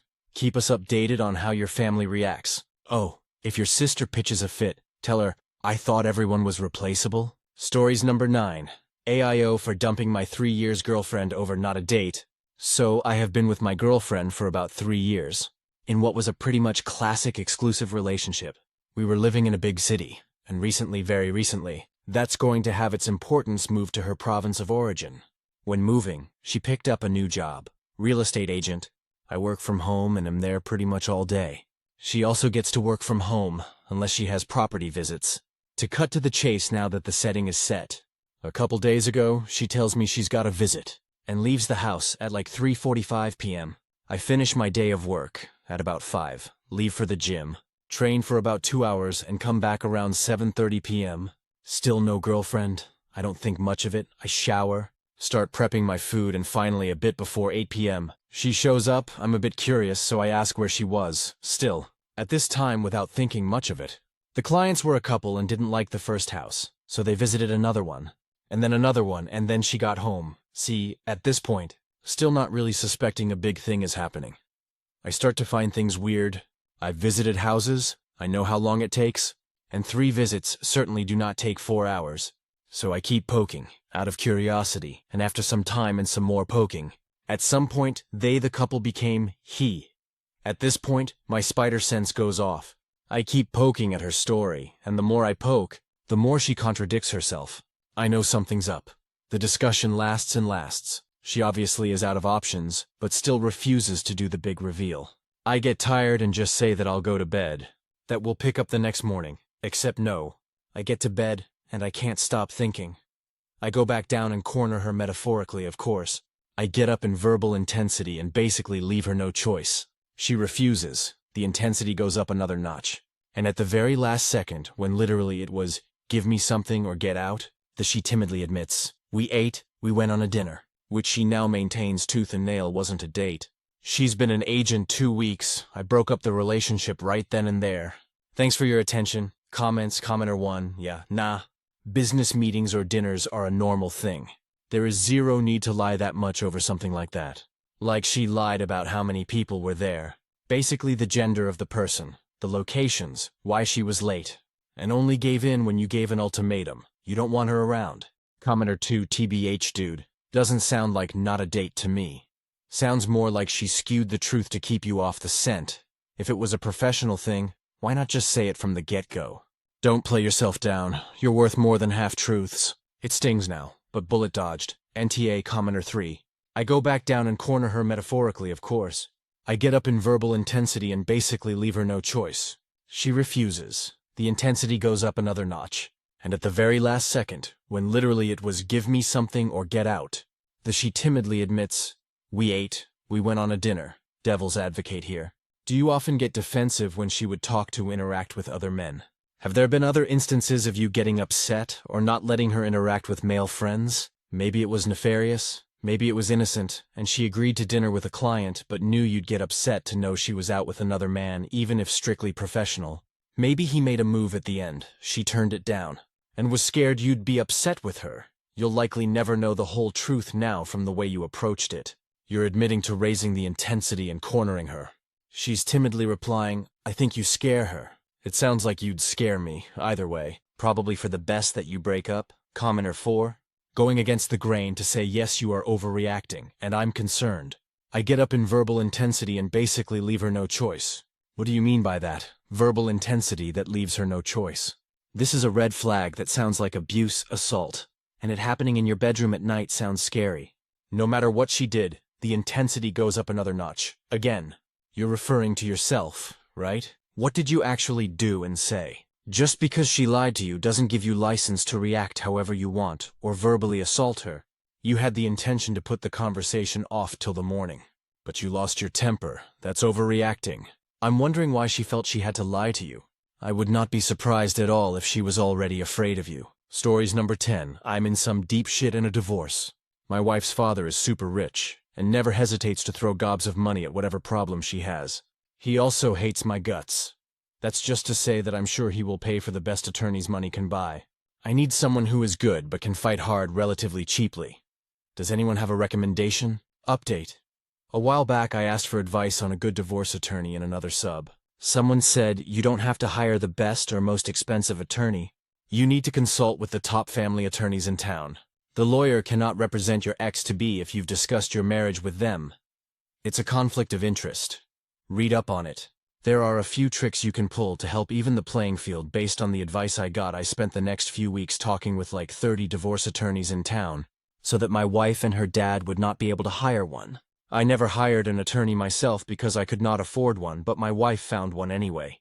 Apparently they found out what I did, probably because it was so hard for her to get an attorney. And today I just got hit with a motion for attorney's fees saying that what I did was abuse of process, an attempt to deprive and interfere with justice, bad faith, and a bunch of other stuff. And that I have to pay part of her attorney fees because I made it more expensive for her. Is there something I can do to stop this? This is in Utah, sampling of the glorious comments. Commenter 1. Why in the hell would you listen to some internet commenter? For shit's sake, you shouldn't even listen to me without independently verifying your information with an actual attorney. You're literally up shit's creek without a paddle on this one, my friend. But see an attorney in your area who will know more about your particular localities, rules, and can probably help you soften the blow. Edit. And that person's comment wasn't even accurate. Commenter 2. But see an attorney in your area who will know more about your particular localities, rules, and can probably help you soften the blow. Point of clarification. Don't see all the attorneys in your area again? Commenter 3. Wow, you sound like my soon-to-be ex-uncle. He did the same thing and was also hit with a similar motion. Talk to your attorney, if you can remember which one actually represents you, and ask if there's anything they can do. Other than that, I have no advice for you. Update 2. I'm in a really dark place right now, having a moral crisis, and I don't know where to turn to, or who I even am anymore. After reading almost 1,000 PMS and messages calling me an asshole and evil person I don't know anymore if I am or not, I think I agree with them. When every lawyer with a blog uses you as a bad example to get more clients and the whole world is laughing at you. I even had the media try to interview me. I screwed up any chances of ever going to law school and probably getting any significant custody over my kids, and I am financially ruined. As much as I would like to blame other people and did for a few days, I can't anymore. What I did was wrong and it was me who did it. Why did I do that? The crazy thing is, I never would have even considered doing something like it when I was TBM. But I got exited and it felt like everyone in the sub was on board. I thought that leaving TSCC would make me a better person. But if I am honest with myself, I have to admit that I am a worse person. Because it's not just this, it is other stuff too. Is it the same for anyone else? Does anyone else think that they have become a worse person since leaving? I don't believe there is a God, but I don't know what to do. I sure as hell can't run my own life, as everything I have done lately has just fucked it up. I just don't know where to turn to, or what to do. Commenter 1. You didn't cause Chernobyl or marry fuck a 14-year-old. So you have that going for you. Commenter 2. Yeah, the Chernobyl thing was my bad. Sorry again, guys. Commenter 3, man. I'm sorry. You really screwed up. You've lost a hell of a lot of ground. I don't know what else to tell you, but to try to take stock of what you've got going for you. Don't give up on things prematurely. At least try first, don't drink maybe. Maybe socially with people. But if you start down the road to drinking 4+ nights a week at home because you've got nothing better to do, and when you're not drinking it just feels like the whole world is weighing down on you, it's a ridiculously difficult habit to break out of. And that's when your life isn't actually all that shitty like mine. If you have actual woes I can't even imagine. Commenter 4. I was told by a law professor that as far as divorce is concerned, there are rarely reasonable people. People do crazy things when divorce is afoot. You did something stupid. But it doesn't mean you are uniquely bad. You are a normal person in a very hard and emotional situation and you did something stupid. Try to get over it. You have years left on your life. This will pass. Move on and find something worth being happy about. You aren't any different than millions of normal people. Update 3. OOP shows up to give a warning. August 19, 2019, their final known comment. What is a horrible LPT life pro tip that sounds good? Commenter. There was a thing on Reddit a while back where someone was getting a divorce, and someone recommended that they go to every lawyer in town for a consultation. The reason is that legally the lawyers could not take his soon-to-be ex-wife's case if he had already gone to them for advice or something. It ended very poorly for him. Reply, I'm not here to defend myself. I acknowledge that what I did was wrong and very stupid. But I was summoned to this thread and I can't help but correct misinformation when I see it. I was not advised to just talk to one lawyer. Multiple people in that thread told me I should talk to a bunch of attorneys, and I did not consult with every lawyer in town. That would be literally hundreds or thousands of lawyers. Update 4. OOP shows up to give another warning. August 19th, 2019. Their final known comment, ULPT. If you're initiating a divorce, secretly arrange consultations with all the best divorce attorneys in your area before choosing one and filing. Once they have met with you, even briefly, they are considered biased and will have to recuse themselves from representing your spouse. Comment, wow, this is still coming up. I hired a lawyer who wrote an opposition paper to their motion for fees. We had a hearing. The judge denied their motion. He said that she suffered no harm because she was able to find a good lawyer. He scolded me for trying that stunt, but he also scolded her lawyer for filing a motion which the judge called meritless, and no more than a transparent attempt to make me look bad. We reached a divorce agreement over custody, and whatnot a little after that, which both of us were okay with. I now have a great relationship with my kids, and even have a good co-parenting relationship with my ex-wife. I am in a very different and much better place now than I was when I did that stupid and awful thing. I no longer would take legal advice from the internet, and I would not take any advice from... I'm sorry for what I did, and for even having the mindset of wanting to screw over another human being. Stories number 11. My 28F boyfriend 32M told me a white lie for almost 3 years, and I'm not sure if it's a red flag. TLDR, my boyfriend of almost 3 years told me a series of white lies that to me seem more serious. Can't tell if I'm overreacting or if this is actually indicative of a bigger problem. I'll try to make this as short as possible, but it's going to be long as hell because there is so much lying going on. My boyfriend and I have been dating for almost 3 years. Living together for 2, we have a pretty good relationship. Obviously with ups and downs, but we make it work and are happy. A little background on my boyfriend for context. I come from a single-parent home. My father was absent. My mother was by no means perfect, but she did her best with what she had. We were poor. Life was never easy for us, but we had each other. Since I was pretty young, I've wanted to pay her back someday. I've worked incredibly hard to be able to do so. I help her financially as much as I can and regularly pay her bills, send her cash. I'm also her only living child now, as my brother passed away 5 years ago, which basically left me to help her. I don't care. I love my mother, and the right thing to do is to help her when she needs it. But it is stressful. This is relevant because my boyfriend described coming from a somewhat similar past, and it is something we have bonded over. Having the mutual experiences seemed to bring us closer. He told me he also helped his parents financially, and we would often vent to each other about the stress it brings. I am not one to confide in many people, so having someone who I felt like actually understood me was meaningful to me. So here is where the lies come in, and I need someone to either tell me I'm not crazy and this is fucked up, or that I am crazy and this isn't a huge deal. I'm fine with either. When we met, my boyfriend lived in a condo in a pretty swanky part of the city. I live in the US Northeast. He told me he owned that apartment, condo. I found this to be interesting, odd, because he was 28 at the time, and I know this property is upwards of $650,000 on the low end, and he was in an entry-level job for only like 2 years, so the numbers just didn't really add up. Whatever. Maybe he's good at saving. But then, since living together, I never once saw a piece of mail for a mortgage payment. Electric bill, taxes, nothing. Not for 2 whole years. Very odd. Also, when we started living together, he didn't have his room rented out in the former apartment yet, so he was still responsible for that portion of the rent. He would send a Venmo payment to his mother on the 1st of every month for his portion. I don't own property, but I can't think of a scenario where I would Venmo my mother to pay the mortgage on a property I supposedly own. Getting more odd, he would then go to his parents' house for an afternoon and come back really upset. Usually when I would ask why, it was because they were having financial problems and he needed to help them out. I totally understood this and supported him.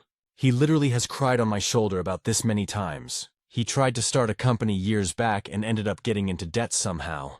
He told me this debt was $17,000 and that he paid it off. I'm confused because I met him only 2 to 3 years after the supposed debt accrued each company dissolved, and it was already paid off. He told me when he moved back home after the business failed, he was $17K in debt and living at his parents' house, working at a minimum wage job. How someone with a minimum wage job pays off that much debt in 3 years, I'll never know. We got into a fight a few weeks ago, and I finally had enough and confronted him about these things. Long story short, he doesn't help his parents. They actually pay his phone bill, and this was all a lie. He doesn't own that apartment. He didn't pay off that debt from his company. He initially told me his parents helped pay it off, and then like 3 minutes later came clean and said that his business partner paid it off. So I have literally no idea what the truth is there, and if anything, in my eyes, his parents are the ones who are financially supporting him. So now, I'm dating a 31-year-old man who doesn't pay his own phone bill, was lying to me and or completely fabricating aspects of his life for 3 years, and then when confronted about it, continued to make up lies and then came clean about them 5 minutes later. I'm obviously concerned that he could lie for this long, about fundamentally important things like our values, and so on. I sincerely thought I would marry this man. He seemed to understand me like no one else, and to be a truly caring and genuine person. Now I'm having a hard time rationalizing actually planning a life around someone who would not only lie about their background and family, etc., but also financial aspects. Aside from that, I now can't tell what is the truth and what is a lie. I've also noticed other things he has lied about. Called him out on it, and he has denied it outright to my face. I see this as a form of gaslighting, as I know I'm not wrong, but he is trying to convince me otherwise. Am I overreacting? Is this a white lie that went haywire? Or is this actually a series of complete and utter bullshit used to manipulate me? And also, is it insane for me to actually consider a life with this man? Any advice is appreciated. Relevant comments. Commenter 1. If he's still lying, there's no recovery from this. If he's owning his faults, being sincerely apologetic and willing to go to therapy, I think it's possible to continue this relationship. Living together, you'll need total transparency in your finances. I can somehow understand why he lied in the start, but I cannot understand why he would continue to lie when the cat's out of the box. Reply, this is what really messed with me. Apparently, as it stands, he has told me everything. Obviously not sure if I can believe that, but whatever. But what really bothered me is that he went from saying, the debt I had was paid by my parents, and then he walked out of the room and came back quite literally 30 seconds later and said, that was a lie. My business partner actually took responsibility and paid it. As this was unfolding, he lied to my face several more times. I just pressed and told him I could tell he was still lying, and he would go, yeah, you're right. I am. I don't know why, with a pouty face as if I was supposed to console him. I was baffled. Commenter 2. Who knows how many other things he's lied about over the years. The point is, you aren't dating the person you thought you were, and this person is a stranger to you. Can you imagine staying decades more with a person who lies so often and casually? Sounds exhausting. Reply. Yeah, very true. Also kind of scary to see someone lie so easily and not even feel bad about it. Commenter 3. This isn't a white lie. This is a huge web of lies on which he's built the foundations of your relationship. I would forever be wondering what else he's lied about. Get out. Reply. This is the issue for me. It honestly wouldn't be as big of a deal if this wasn't like a huge part of our relationship, the bonding and confiding in one another. I mean, I come from a harsh background and I had a difficult life growing up, and it was very special to me to have someone who I thought could at least mildly understand. I've also told him so many painful and personal things while he was lying to me non-stop apparently. OOP replied to a very lengthy comment. The financial aspect is also troubling. I was pretty focused on just the principle of him making shit up. Also probably worth mentioning, he has told me funny stories about his past, where he is the main character, but then will later tell the same exact story but from the viewpoint of it happening to someone else. When I bring this up, he denies ever doing that. But it's also deeply troubling to think that he has told me he owned a house, paid off debts, and has enough left over to send to his parents. None of this is true. Also worth mentioning, he gets commission from his job on top of the same salary I make. I save $2,500 a month with having all my bills paid and sending money to my mom. I don't make a ton and live in an expensive city, but my point is, I'm frugal and serious about money and saving for my future. I guarantee he doesn't save that much because he only has $15K in savings. So once again, the numbers don't add up, and here I am wondering where this money goes. I'm rambling, but I'm at a loss here, so I'm just trying to get all my thoughts out.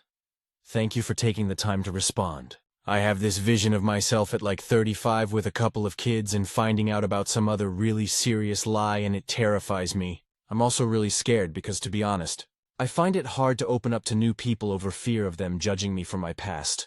It's a clusterfuck. Lol. Op replied to a deleted comment. I'm not bothered by the fact that his parents help him out either, I guess. But if I'm being honest, it does make me think differently of him because he has complete financial ability to take care of himself and just lets them pay his way, and then lies and says it's the other way around, and then cries to me about how his life was so hard growing up and how poor he was to try and relate to me, when that's obviously not the case. I find it offensive, I guess, because as someone who actually grew up severely underprivileged and worked my ass off to get where I am, I feel like it's a weird form of stolen valor. Completely wrong terminology, I know, but I'm just saying, he plays this part of a dude who had nothing and made something out of it. And it's just not true. I wouldn't think he was a bad person if he had a good life. Hell, I would have killed to grow up the way he did. It's gross to me that he lies to either make himself seem more interesting or hard-working or manly or whatever, I don't even know. Commenter 4, so who does own the condo? I could get if he maybe at the start was like, yeah, me too, because he felt awkward. You help your mom so much, and he gets so much help from his, and he didn't want to seem spoiled.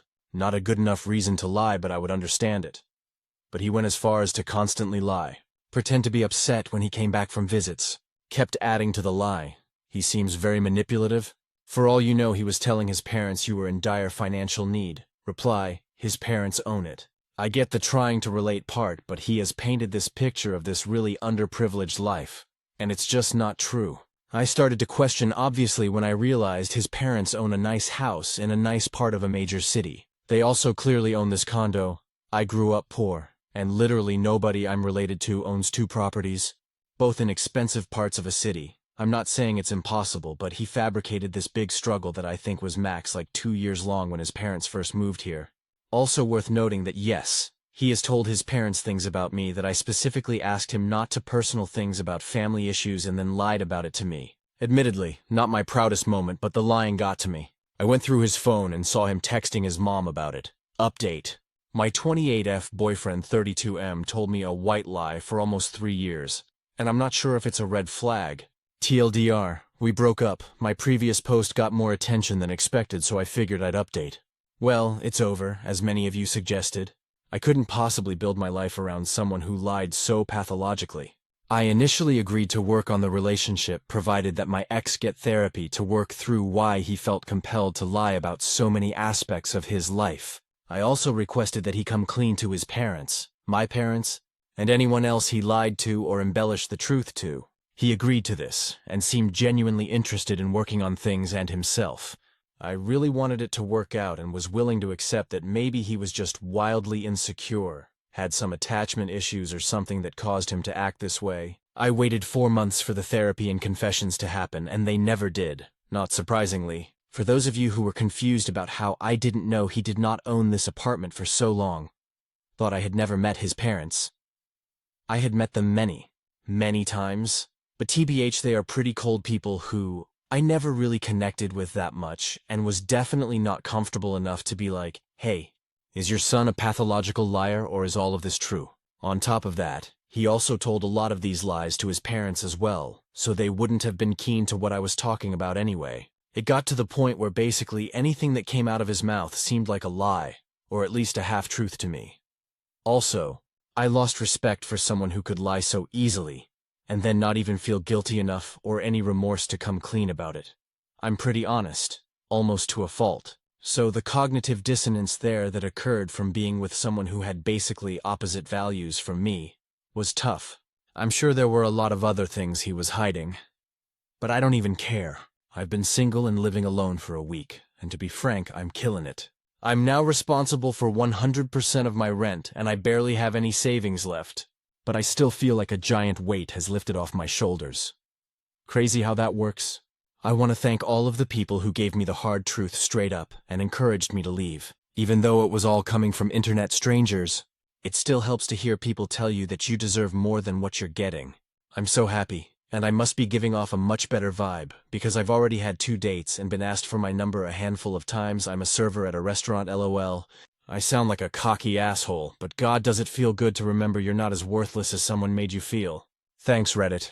And if any of you are in a relationship with someone who is like this, GTFO and don't look back. Relevant comments. Commenter 1, you most definitely made the right decision. But I can't help but feel sorry for him too. He doesn't sound like an asshole. just insecure and working through some maturity issues.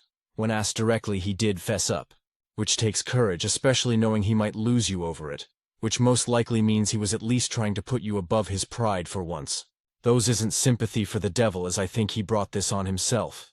But I'm guessing he is still broken-hearted right now. Reply, he didn't fess up when asked directly. He trickle-truthed me for days after. And to be honest, I probably still don't have the whole truth.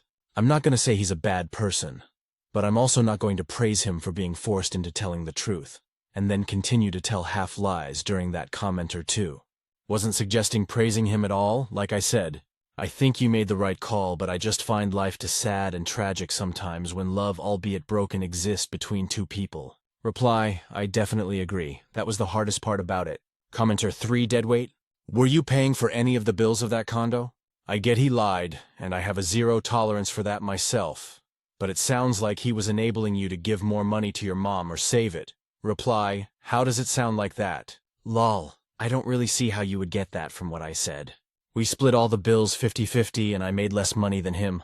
So no, he didn't enable me to do anything. Commenter 4, good for you. You sound very mature, intelligent, and grounded.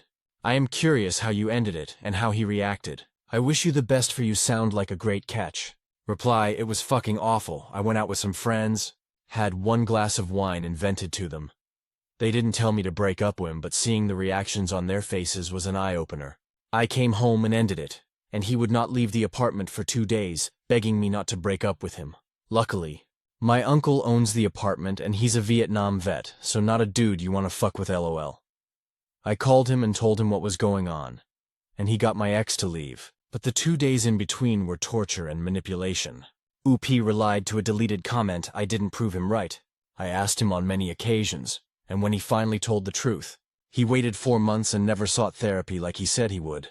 The apartment wasn't the only thing he lied about. He also lied about double majoring in college, being in debt, and the reason why, that he helped his parents financially, when indeed it was the opposite. And yes, I absolutely would.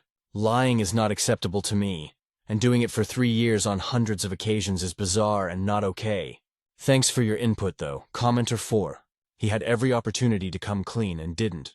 Not only is he not helping his parents, but he sounds financially irresponsible. Did you ever find out how he racked up that much debt? It could be drugs, hookers, gambling, who TF knows.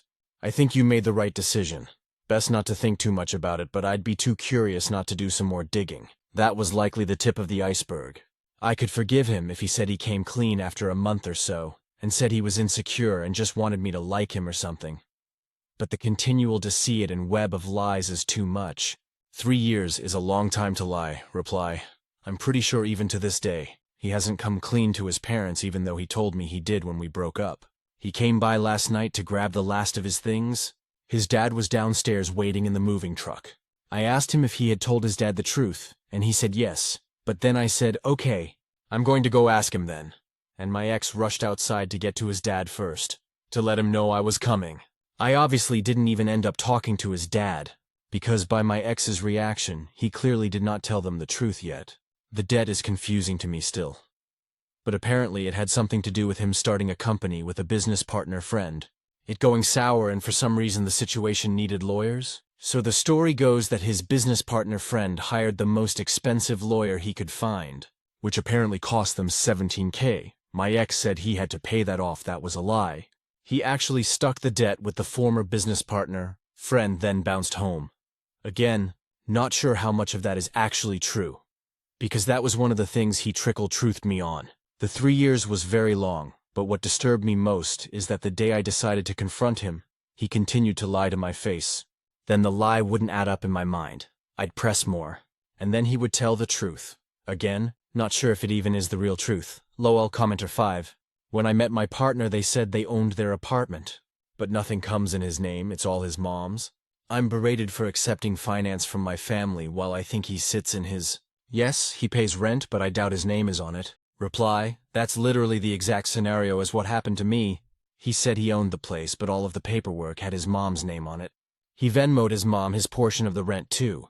I honestly would look further into it and ask, the truth is probably going to hurt, but you deserve that. I know I feel a million times better since finding out all of this stuff and making the decision to leave. I hope you find the same peace no matter what your decision may be. But at the very least, you deserve to be with someone who tells you the truth and especially does not lie about finances. Stories number 12. Aita for telling my conservative neighbor to shut up about my clothes. I 26F have a neighbor who is constantly commenting on what I wear. She's in her late 60s, super conservative, and always feels the need to tell me how I should dress. I've tried being polite, but I'm fed up. I wear what I want. Comfortable, casual stuff like crop tops, ripped jeans, and whatever else makes me feel good. It's not anything outrageous, but apparently, to her, it's too much. She's always saying things like, "Girls your age should dress more modestly," or, "You'll never find a good man dressing like that." A few days ago, I was just out running errands in a simple outfit, jeans and a t-shirt, and she stopped me to say I was asking for attention, and that no respectable woman would wear something like that. I'm done with it at this point. I looked her straight in the face and said, "You need to shut up about my clothes. I don't dress for you." Now she's barely speaking to me, and a few other neighbors are saying I was too harsh and should apologize since she's older and just concerned. But honestly, I'm tired of her constantly policing what I wear. Aita for telling her to shut up. Comments. Commenter 1 NTA. About time someone told her to shut up. Commenter 2 NTA. Moralizing busybodies should be told off more often. Commenter 3 NTA. I'm so sick of religious and conservative nutjobs giving me their opinion about whether or not something is modest or how I'm going to hell because I have tattoos. Most of them act like they've never heard the word shut up. And I think it's time. Commenter 4. I am just sick to death of people telling others how they should dress, who they should love, what they should be doing, etc. NTA. I might have gone with something along the lines of, "You've mentioned my clothing several times now. It makes me wonder if you are sexualizing my outfits because they turn you on. Or do you think your husband will cheat on you because of how I look?" Either way, those thoughts are none of my concern. Some opinions are best kept to ourselves, don't you think? Stories number 13. AIO for refusing to host my sister's bridal shower redo, after she said mine was tacky. When I 29F got married 2 years ago, my sister 31F made it clear she didn't love the theme I picked for my bridal shower. It was cozy cottagecore. Think florals, mismatched teacups, and homemade desserts. She called it Pinterest vomit. I brushed it off. She got engaged this summer and is having her bridal shower next month, last week. She asked if I could host it as payback for the one you had. I said sure, until she sent me a full PowerPoint with her vision. Black and gold, champagne tower, no finger food, a DJ, and a minimum dress code. Her list of what not to do literally started with no tacky teacups or budget-looking decor. I told her that if she felt my shower was that bad, maybe she should have someone else host hers. She accused me of being bitter and said I was ruining her chance to have a classy event. I told her I'm not doing it, and now my mom says I'm reigniting sibling drama for no reason. I genuinely don't think I overreacted. I just don't want to spend thousands to host something for someone who mocked my own day. But part of me wonders if I'm being petty. Comments. Commenter 1. She literally insulted your event and then expected you to bankroll hers? That's not a redo. That's a revenge party. Boundaries aren't petty, they're overdue. Commenter 2. It's funny how tacky she sounds with this basic AF idea of classy. She sounds like a rasher-faced nouveau riche dollybird. You sound like you have objectively interesting taste. She has a BMW bro's idea of class, the kind of girl actual posh girls laugh at. Edit. I don't know where you live, but here in Ireland there remains some real old money, and they wear old woolly jumpers and wellies and their Volvos smell of gun dogs. We're talking people with lineages far, far older than the English royal family here. Commenter 3. Nor, your mother is something else. She's making that comment to the wrong daughter, because it's your sister that's reigniting sibling drama. Don't change your mind. You drew boundary, and that's a great thing. This is your opportunity to save thousands of dollars too, and not tolerate disrespect or any headaches. Your sister is disrespectful and she thrives on sibling drama. It's quite clear. Don't play her twisted game and just grey rock them both. Commenter 4. Setting aside her super tacky behavior when she called your celebration vomit. Why is she talking about payback, and why are you agreeing with it? Did you hold her puppy hostage till she agreed to dress up as a milkmaid stripper for the gents at your event? Did you blow the family budget for her kidney transplant on random teacups? Did you steal her man and marry him? And she's somehow more focused on the shower than the cheating? Sorry, that was hyperbole to show how ludicrous I think she is. Why would you have to make anything right for her just because she didn't like the theme of a party that wasn't about her to begin with? Stories number 14. I 31F was emotionally sucker punched in the gut today by my husband 32M. How do I recover? You're not worth it. Brutal sentence. Freshly heard this one today and I'm still reeling, to be honest. Undermining someone's worth is a dick move. It's especially hurtful when it comes from the person you cherish the most. I'm currently serving time day 2 under the silent treatment. Interestingly, he will not meet my gaze, and aside from zero eye contact, he is only breaking his non-verbal barrier to spew some choice hateful comments and/or sarcastically praise me for playing the victim so beautifully. Any advice on how to navigate 1. Hateful speech 2. The silent treatment from a grown-ass adult? Edit 1, some context, day 1. His now our dog shits on the carpet. He does a preliminary smeary clean. I get home and ask for a hand to actually clean it up. Request denied. Says he'll clean it the weekend. Fast forward to the tail end of this conversation. He asks me to take my pills, tells me I'm overreacting, and then overrules the entire shitty carpet debate into my anxiety being the real issue here. Day 2, I did not take the meds. They're an emergency-only situation. He is now refusing to talk because I refuse to self-medicate, unfortunately. He views my defiance as a direct attack on our relationship, and as for the cherry on top, he only reacts this way because he cares. Edit 2. The way I see it, I have 2 choices. Stay and accept this reality for what it is, shitty. Acknowledge that this decision is detrimental and no pity parties allowed. Or I leave, get blamed, blackmailed, and bullied on my way out. But ultimately, I'm out. Obviously, there's way more to this story. I'm not a total moron. If the past few days were my daily existence, I'd have torn him a new asshole over the lack of basic hygiene alone. The hardest parts are, in fact, the good days. The days that conceal the shitty carpet days, so I'm building a case and playing nice normal. We're going Gone Girl without the manipulation murder. The next time things erupt, and they will, I don't want to feel so helpless. Mentally speaking, I'll feel so much better if an overnight bag is packed, paperwork's ready to execute, plus I've now set up means for financial independence. I've saved the carpet. Probably time to save myself and the dog. Comments? Commenter 1, you're hanging on to the wrong part. He's punishing you for not drugging yourself into submission. That's a bigger deal than a shitty comment. Why do you cherish someone who wants you to drug yourself with emergency-only sedatives so that he can leave literal feces on the floor all week? Reply, oof, this comment hit home. Shit, commenter 2. Why don't you try? I'm done. Get the fuck out. Life is way too short to put up with that nonsense. Commenter 3. My response would have been, if I'm not worth it, the fuck are you still doing here? But I'm known for my quick temper, so maybe take that with a grain of salt. But seriously, life's too short to spend with a man-child. Commenter 4, when I started having to say, please don't speak to us like that, to my ex-husband. I got a divorce. You get a divorce. Stories number 15. Aita for telling my dad I'm changing my name and that I don't exist to be the reincarnation of his mother. 1 month before my mom discovered she was pregnant with me. My grandmother, dad's mom, passed away. When my parents found out I was a girl, my dad insisted they name me after my grandmother. As I got older, it became clear I look very much like my grandmother. As a kid, the references and comparisons were nice. I enjoyed hearing stories about my grandma.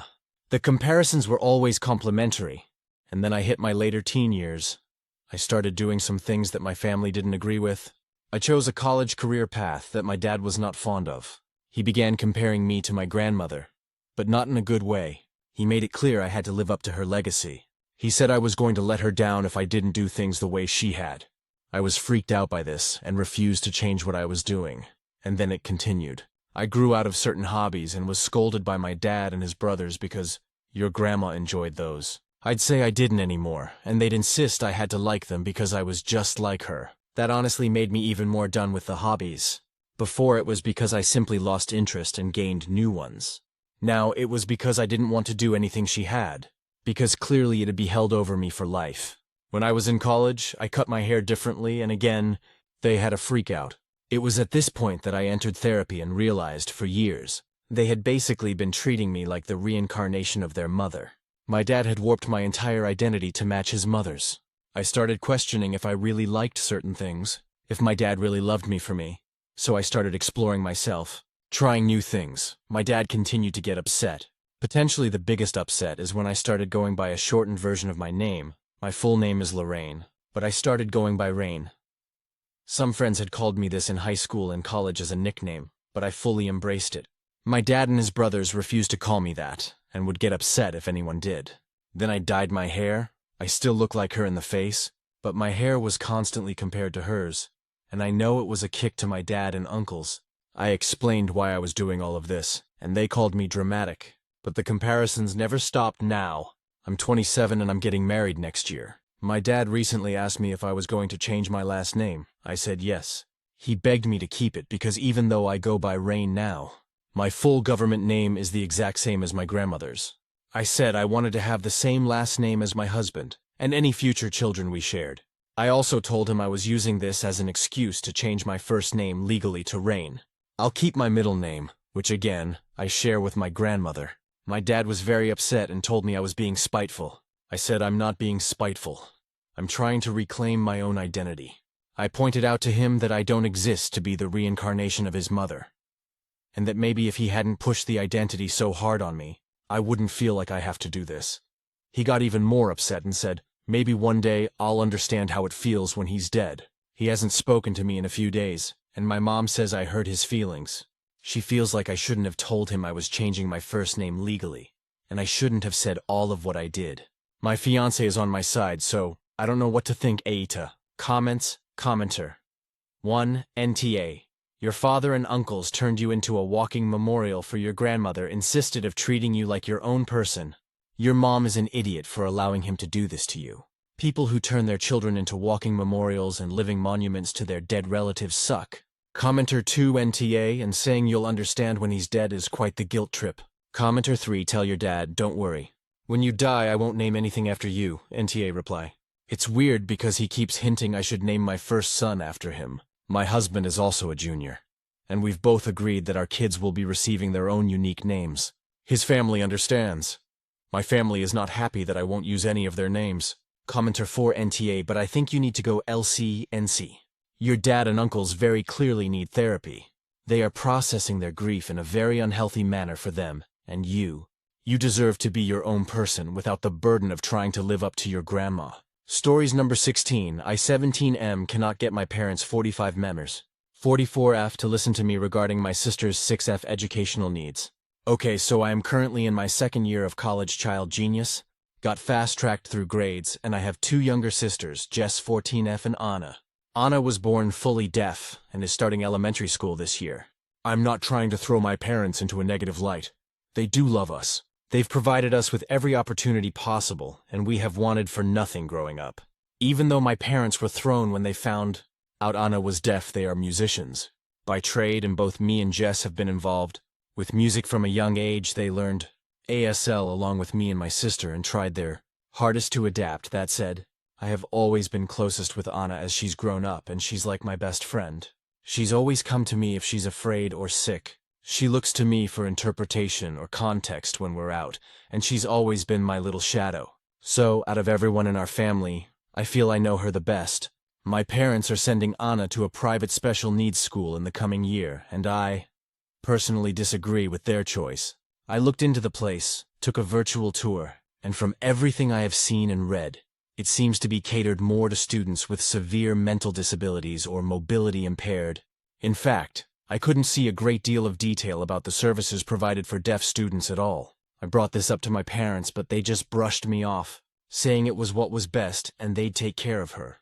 I asked why she can't go to a mainstream school, but they said there were no services for her. Well, I did a bunch of research. I contacted district superintendents, local council, even schools directly themselves. I even found a deaf school only very slightly out of our boundary, who said they were willing to be flexible. When I brought this to my parents, they got annoyed, saying that they knew what was best for their daughter and I should stay out of it, and that no school would be able to handle her hearing impairment and behavioral problems.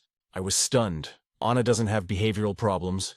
She's a bit willful, sure. She has a mind of her own, and she's always had a mischievous streak, but she's never acted out of control. She can read and write above average for her age, I know, because I read with her, and while she's a little slow on the math front, I doubt it's any real cause for concern. I asked if she had been diagnosed, and they cited the times she's wandered off during trips to the theater, or made noises during the performance. They haven't seen a doctor or any professional about this. They just saw a deaf child being forced to sit still for hours, not understanding everything that's going on around her and acting out of boredom and frustration, and decided she's got behavioral issues. Anna is a bright kid, and while the school they've picked out looks amazing for kids with disabilities, I just don't think it would suit her specifically. But despite all my arguments, and despite me spending more time with Anna than either of them combined, they still tell me to shut up and not get involved with their decisions because they're the adults, which really annoys me because I've been forced to act like an adult my whole life. But as soon as I want a say on something actually important, they shut me down and potentially take away my sister's potential to thrive. TLDR. My parents seem to think that my deaf sister belongs in a school for severely disabled children, because they're convinced no school can handle her, despite my arguments and evidence to the contrary. Relevant comments. I understand where you're coming from, but I don't think they take it from a 17-year-old. Plus, I don't want to sneak around my parents' backs. I just want them to listen to me and understand the points I'm making. I'm not trying to undermine them. I'm just trying to advocate for my sister. Thanks for this. I think the main issue is that my mom and dad just learned ASL and assumed the issues raising a deaf child ended there. Anna has actually never met another deaf person before, let alone another family, and we don't have any hearing-impaired relatives. They have a very heavy focus on raising her normally, and see any challenges as defects in her rather than their own limitations. I might try and reach out to local groups in my area for advice on this, but due to COVID and resistance from my parents, this might be difficult. I think another issue in discussing this stems from the fact that their parenting has always been very hands-off, emotionally speaking. So if and when Anna gets into trouble, they don't really take the time to understand why she's doing what she's doing. They don't know a great deal about deaf culture or how deaf people might see or interact with the world. I'm aware I might seem like a know-it-all or a brat, and I really don't mean to be critical of my parents. I just wish they'd be a bit more flexible in their thinking, especially when it comes to Anna. They don't like to admit they don't know everything, and I often worry this is going to affect Anna more harshly as she grows up. This was an amazing read, and I really thank you for your insight. What you say makes a lot of sense. For the last 6 years, I've been using ASL in regular conversation, and, to me at least, it feels so natural and in the context of our home. I struggle to remember that to the outside world, Anna is considered disabled. To me, she's the little monkey that pins her drawings up in my office and likes to climb in places she shouldn't. I mentioned in my edit that I contacted a deaf advocacy group to see about Anna maybe meeting up with other deaf HOH people once COVID is no longer an issue. I live at home with my parents and sister and happily share a workspace with Anna. Admittedly, my parents aren't around as much. Their careers are very demanding, so we've all grown up with au pairs and nannies as such. That said, I do have more contact with Anna on a daily and nightly. If she's having a rough night or is sick basis on average more so than my mom or dad, I agree with you on some level. I understand I may come off as a brat or sound like I'm placing myself above others. I really don't mean to, and admittedly I did write my initial post in the heat of frustration. I explained in my edit why I mentioned my intellectual ability, and I realize a lot of my frustration stems from the mixed messaging I've received growing up. That said, I still firmly believe either mainstream schooling or specifically deaf schooling would be of far greater benefit, emotionally and educationally, to Anna than my parents' choice. Thanks for your comments, all of them really do mean a lot. Edits from the main post edit, sort of an update but not really. I just wanted to clarify a few recurring points that have arisen throughout both comments and PMs. I mentioned the skipping grades thing because I thought it would explain why I was a 17-year-old sophomore in college, and why I felt like I was qualified to intervene with the decision-making process. I've been involved in adult conversations, been surrounded by adults who regard and treat me as a peer most of my life. I apologize if I was unclear. Someone mentioned that my parents would recognize behavioral issues in Anna because they have raised 2 children before her. I would disagree with this as 1. Every child is different. Jess and I have very different temperaments and personalities, same as Anna. 2. My parents have raised 2 hearing children who are regarded as intelligent and mature for their age. Seeing a deaf 6-year-old acting like a 6-year-old, I would argue, is relatively new to them. I have actually gotten involved with a local deaf advocacy group for deaf CHOACH adults and their friends' families. We're having a meeting via Zoom on Monday night, and I'm looking forward to getting their insight. On a slightly more serious note, some of you have expressed concern about my mom and dad's parenting and that I am being parentified. that they are ableist, that I'm too young to have these concerns regardless of my intelligence or maturity. I have thought on this a lot, and on some level I think you might be right. My parents don't like to be told they're wrong, or made to feel like they don't know something.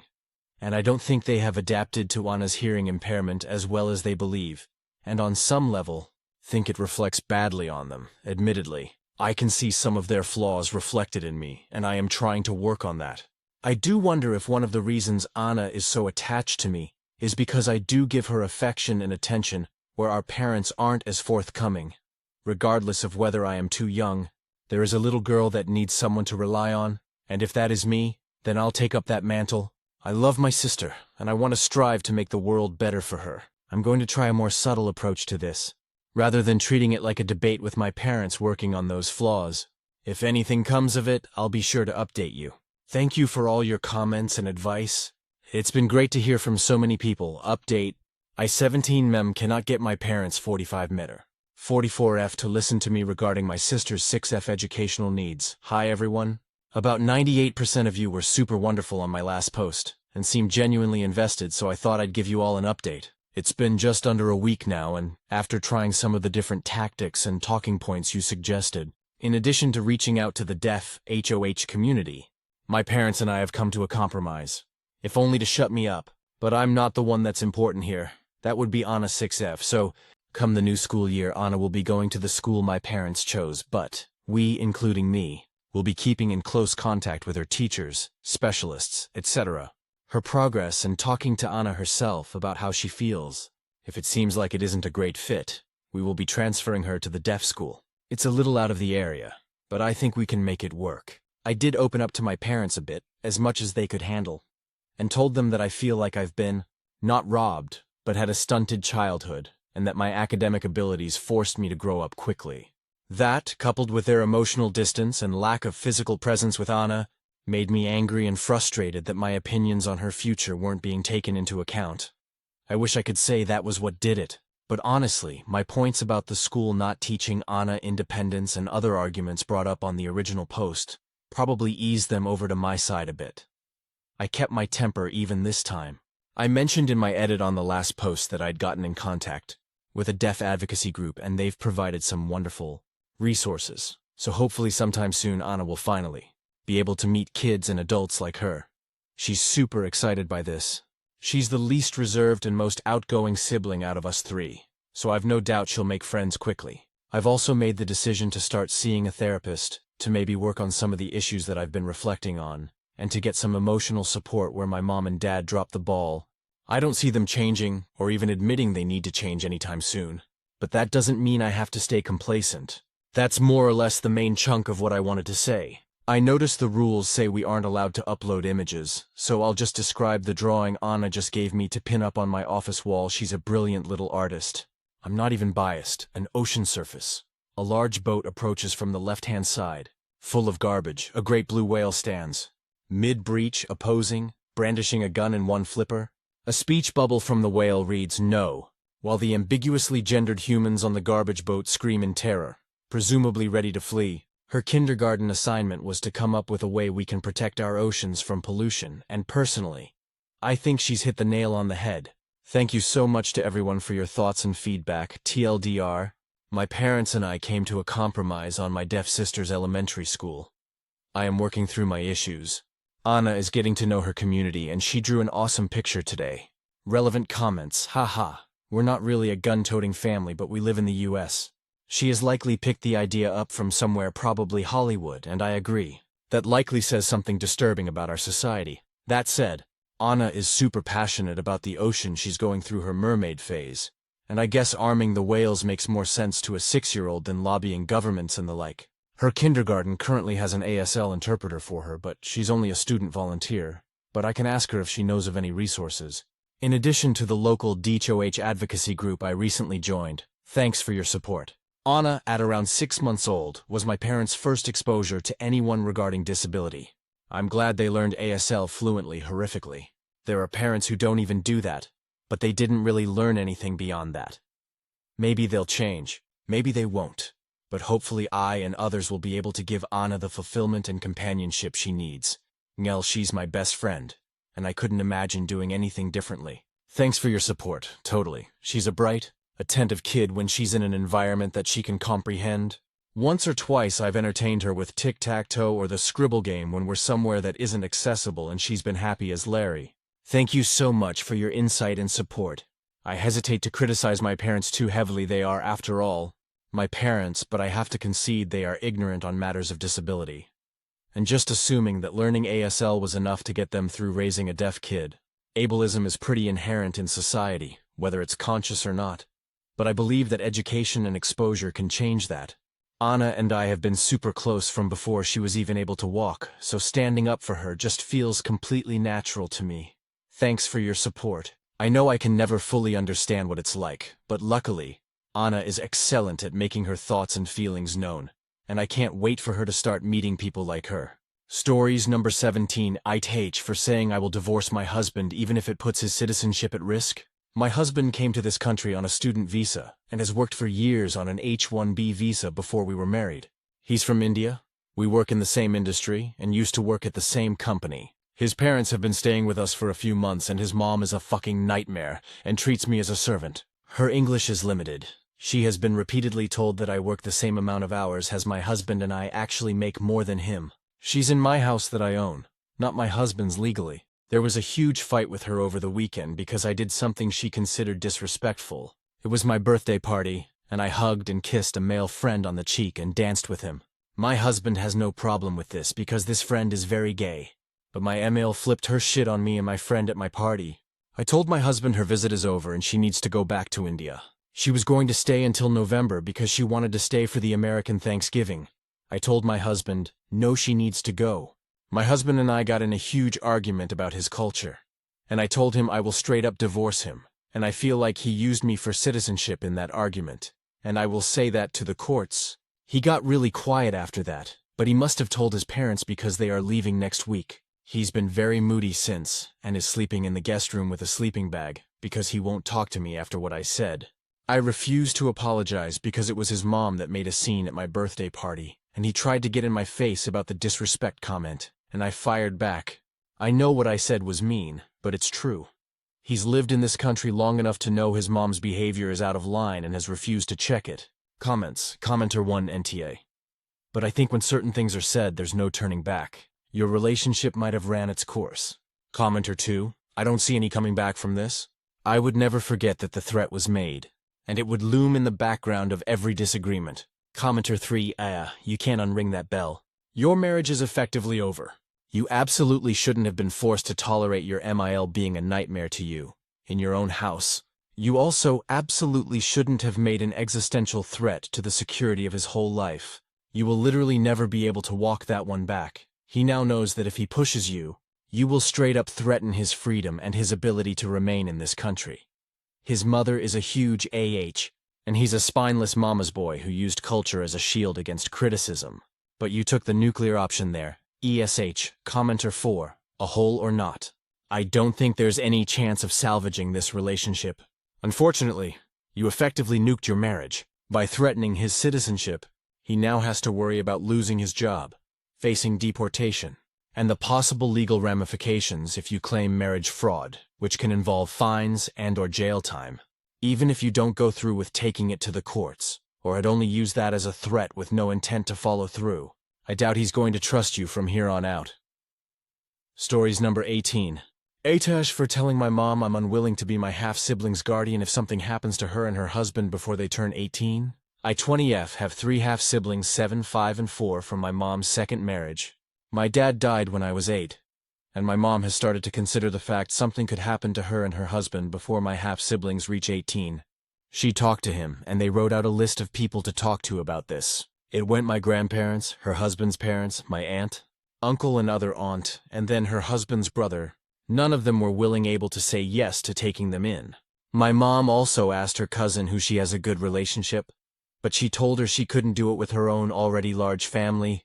I was the last person on the list. My mom told me this as well. She said she knew it was a big ask, but everyone else said no. She told me they would be setting aside money for that possible outcome, and she knew I was young and everything, but she really wanted to be sure they'd be taken care of. I told her I wasn't willing to do it either. My mom asked me if there was anything she could offer or promise that would make me reconsider. I told her no, and I said I would be a bad fit for the role anyway. My mom was really disappointed, but she accepted my answer. Her husband wanted to know why I refused, and I told him I would be a bad fit for it, and that's all they needed to know. He told me I should be agreeing for the simple fact nobody else in either family is willing, and they could end up in foster care. My mom said they would need to look through friends to see if anyone would be willing to agree. Her husband is still looking for me to justify it, and apparently has not put that same energy into anyone else they asked. So I don't think that's cool. But his big issue is that I'd say no at all. Commenter 1. The parents should mention the multi-million-dollar life insurance policy they have, which will go to those who take the kids. I'm sure some family members could find it in their heart then. Reply commenter 2. They spoke to all of the actually old enough to be responsible for 3 children adults in the family before speaking to you. And now you're the one they're harassing? Ask them why they're not bugging someone who actually knows how to take care of kids. This is way too much to ask someone your age to take on. Reply, my mom accepted my no after some pushing. Her husband hasn't. He didn't even push his own family on it for an answer. Just me, commenter 2 reply. And there you go, every time he mentions this. Ask him why he's harassing someone who isn't even old enough to drink instead of the members of his own family, most of whom even have parenting experience already. Commenter 3 NTA, your siblings are not your responsibility. You didn't choose to have them. Every time I see parents forcing older children to parent their siblings, it infuriates me. This is not your responsibility, and they shouldn't make you feel bad about it. I'm sorry you lost your dad so young. Reply. My mom eventually came to accept it once she realized there was no reassurance that would change my mind. I understand why she asked and wanted to hear yes so bad, but her husband only became forceful with me for a better or more detailed answer, which I find funny. Commenter 4 NTA. I get that your mom is trying to have a backup plan, but that's not really enough. I get that it's not possible to prevent every cause of death, and that some people are just unlucky.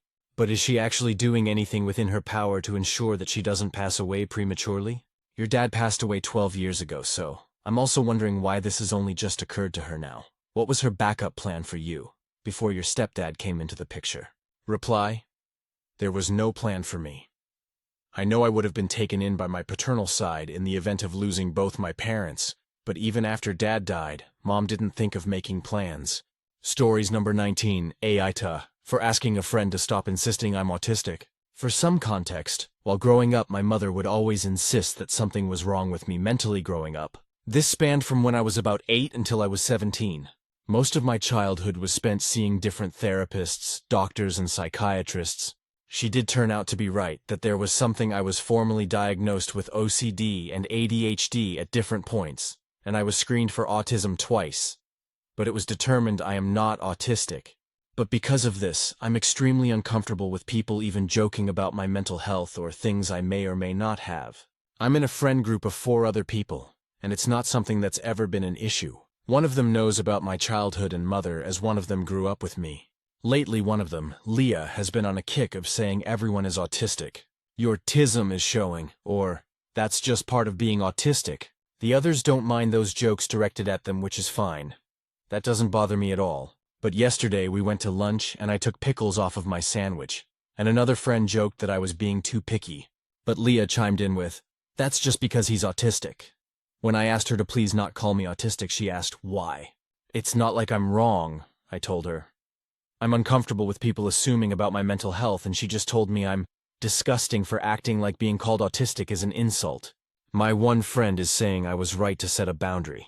But I've been getting texts from the other 2 asking me to just apologize. So I want an outside perspective to see if I really am an for asking her not to call me autistic.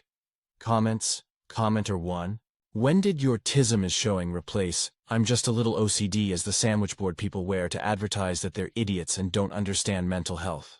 NTA, your friends suck though. Commenter 2 NTA. Leah is toxic. You apologize. For what? For asking her not to bully you? The people suggesting that are mistaken. Some friends you should see more of friend 1 and think about losing 2. 3 and 4. I'm glad to see you standing up for yourself. It's not always easy. Reply. I'll be talking to friend 1 about this more later when she's off work. Posting this here has helped me see more about how Leah's behavior is toxic, and how the others insisting on an apology is also wrong. It's been eating at me since this all happened yesterday. and their insistence has definitely added to me feeling like maybe I was wrong in this. Commenter 3 NTA, Leah is wrong.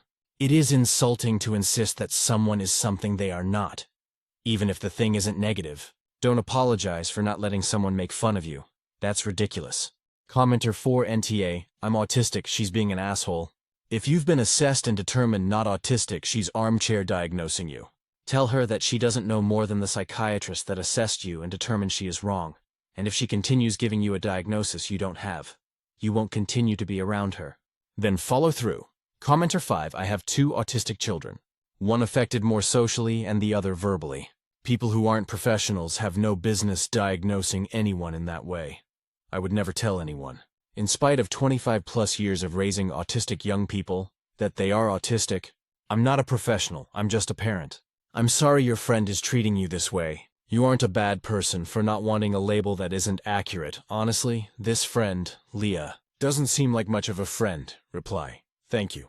Even personally living with OCD and ADHD, I would never suggest to anyone that they may have either condition just because I recognize different traits or patterns in behavior, even if I didn't have my own personal qualms with trying to diagnose others or make assumptions about one's mental health.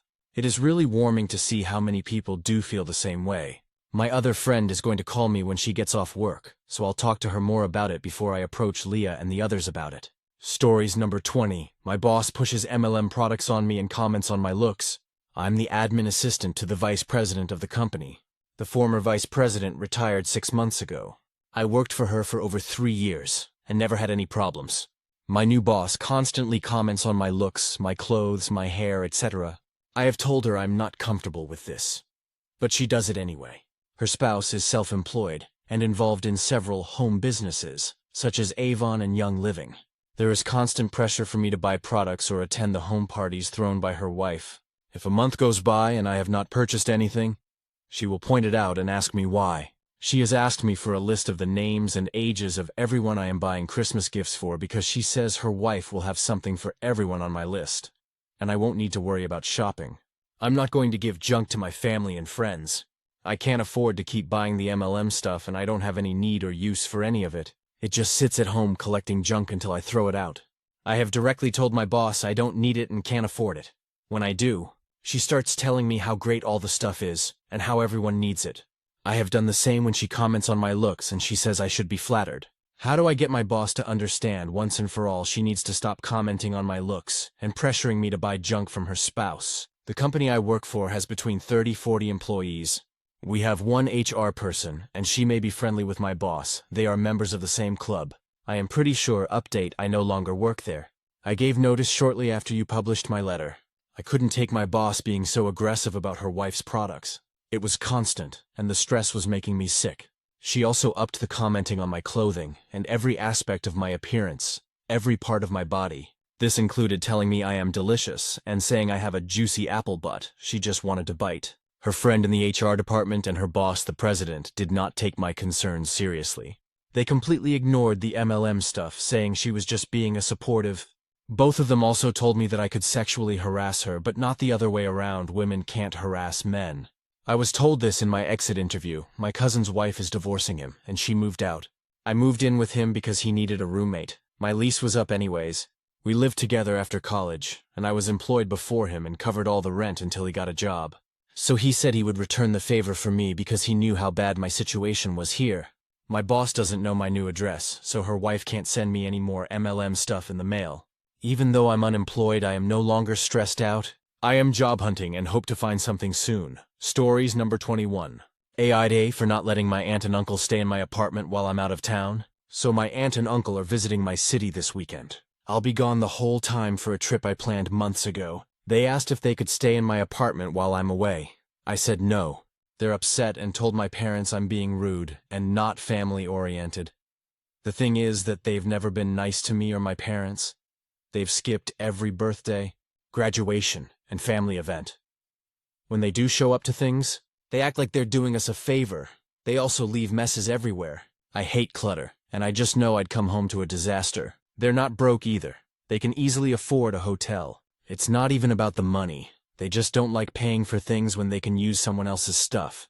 My parents think I should keep the peace and just let them stay. But I don't see why I should bend over backward for people who don't even like me, Aita, for saying no. Stories number 22, advice regarding taking a child's friend to Disney. Hi parenting community. I have a touchy situation that needs a perfect response. First, some background. Our family, 4 kids, 16, 14, 14, and 13. We are financially comfortable and are planning a week-long family trip to Disney in June.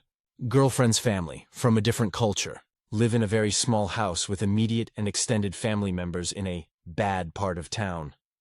Not my words, a police officer's words. Read on. We think she's wonderful, a smart girl, a good influence on our son, a kind and fun person, very at ease with herself and with others. Our 16-year-old is unlikely to want to come on this trip on his own. He feels too old. Disney is for little kids. That's lots of time without friends, etc. My husband and I have invited his girlfriend to go with us, all expenses paid. If she goes, we will stay in 2 hotel rooms, a boy room and a girl room. We would love to have her along, and son would too. She knows about this, and is very excited, as she's never been to Disney before. But she is apprehensive to ask her parents. We have never met her parents, mostly because of logistical reasons. We don't live nearby, her parents work a ton, and the occasion just hasn't come up. The 2 teens have been talking for a year, and hanging out for about 8 months. He spends tons of time over at her house and with her family. They know him well, and apparently like him. She has spent lots of time with us as well. We have taken her to out-of-town games to watch the son play, even out of state before, but never overnight. As he is our oldest, we are just starting to navigate curfews and how that works. He is not a fully licensed driver yet, so he has to get rides with parents or friends. About a month ago, he was at GF's house, and he and I were texting around 10:15 p.m. We had previously agreed that the curfew was 11, and he assured me that he would be home. I offered a ride, but he told me he had one. He did not come home on time, and was not responding to phone or text at 11:20, and neither was girlfriend. After several attempts to call and text them both, I decided to drive over to retrieve my son. On the way over, it's now 12:30 a.m. I realized that the chances of them opening their door at 12:45 a.m. would be slim. On 2 other occasions, when I have gone over there to pick him up during the afternoons, he has not come out when I arrived, even though he knew I was waiting. And upon knocking on the door, no one would answer. I enlisted the help of the local police to get him. It was a big decision. But I honestly was not sure that I could get him on my own. The officer suggested that I try to knock first. I did. He saw movement in the house through a window, but no one answered. The policeman banged on the door, and very loudly and authoritatively got my son out of their house. Son and GF had apparently fallen asleep watching a movie, and I had no other way to get in touch with anyone there. The next day, Son and GF were both upset. He was mad at me. Her parents thought I was racist, which was why I got the police involved. I got Mom's email and tried to explain my actions, but apparently they are still not big fans, especially her dad, which I do understand. But our family is definitely not racist, so now we need to somehow meet the parents, which GF thinks will be part of the key to having them allow her to go. We obviously want it to be the least awkward as possible. We don't want to host a dinner, for fear of them thinking we are showing off our house, wealth. We thought inviting them to one of Son's games would be good, but the schedule doesn't work before we need to make the vacation reservations. We aren't especially interested in meeting for dinner out. That's a long time for small talk and seems overly formal. Do we include or not include GF and Son? Other kids too? What do we do now? Relevant comments, commenter 1. Fast food, a coffee shop or park are probably your best bets for a low-key thing. I wouldn't bring your other kids, but your son and his GF should maybe be there and have it somewhere where they can also go off and do something for a bit if needed. I'll be honest, I really don't think you're going to get a not awkward meeting. I would have been incredibly insulted if someone showed up with a police escort without even having tried to knock on my door. Reply. That's just it though. I had experienced them not opening the door before, and even before they knew the policeman was there, they were not opening the door that night. Commenter 1, I do understand that really. I just think from the other side, since you talk about the type of neighborhood and such, it probably seemed to them that you wanted a police escort because of the neighborhood, etc. So I would expect it to be somewhat awkward until you get the chance to explain it face to face. Reply, yep, I knew it was not an affluent area, but I honestly didn't realize that it was a bad area either. Until the cop said it. He said he hoped he would never catch his own kids in that area, etc., etc.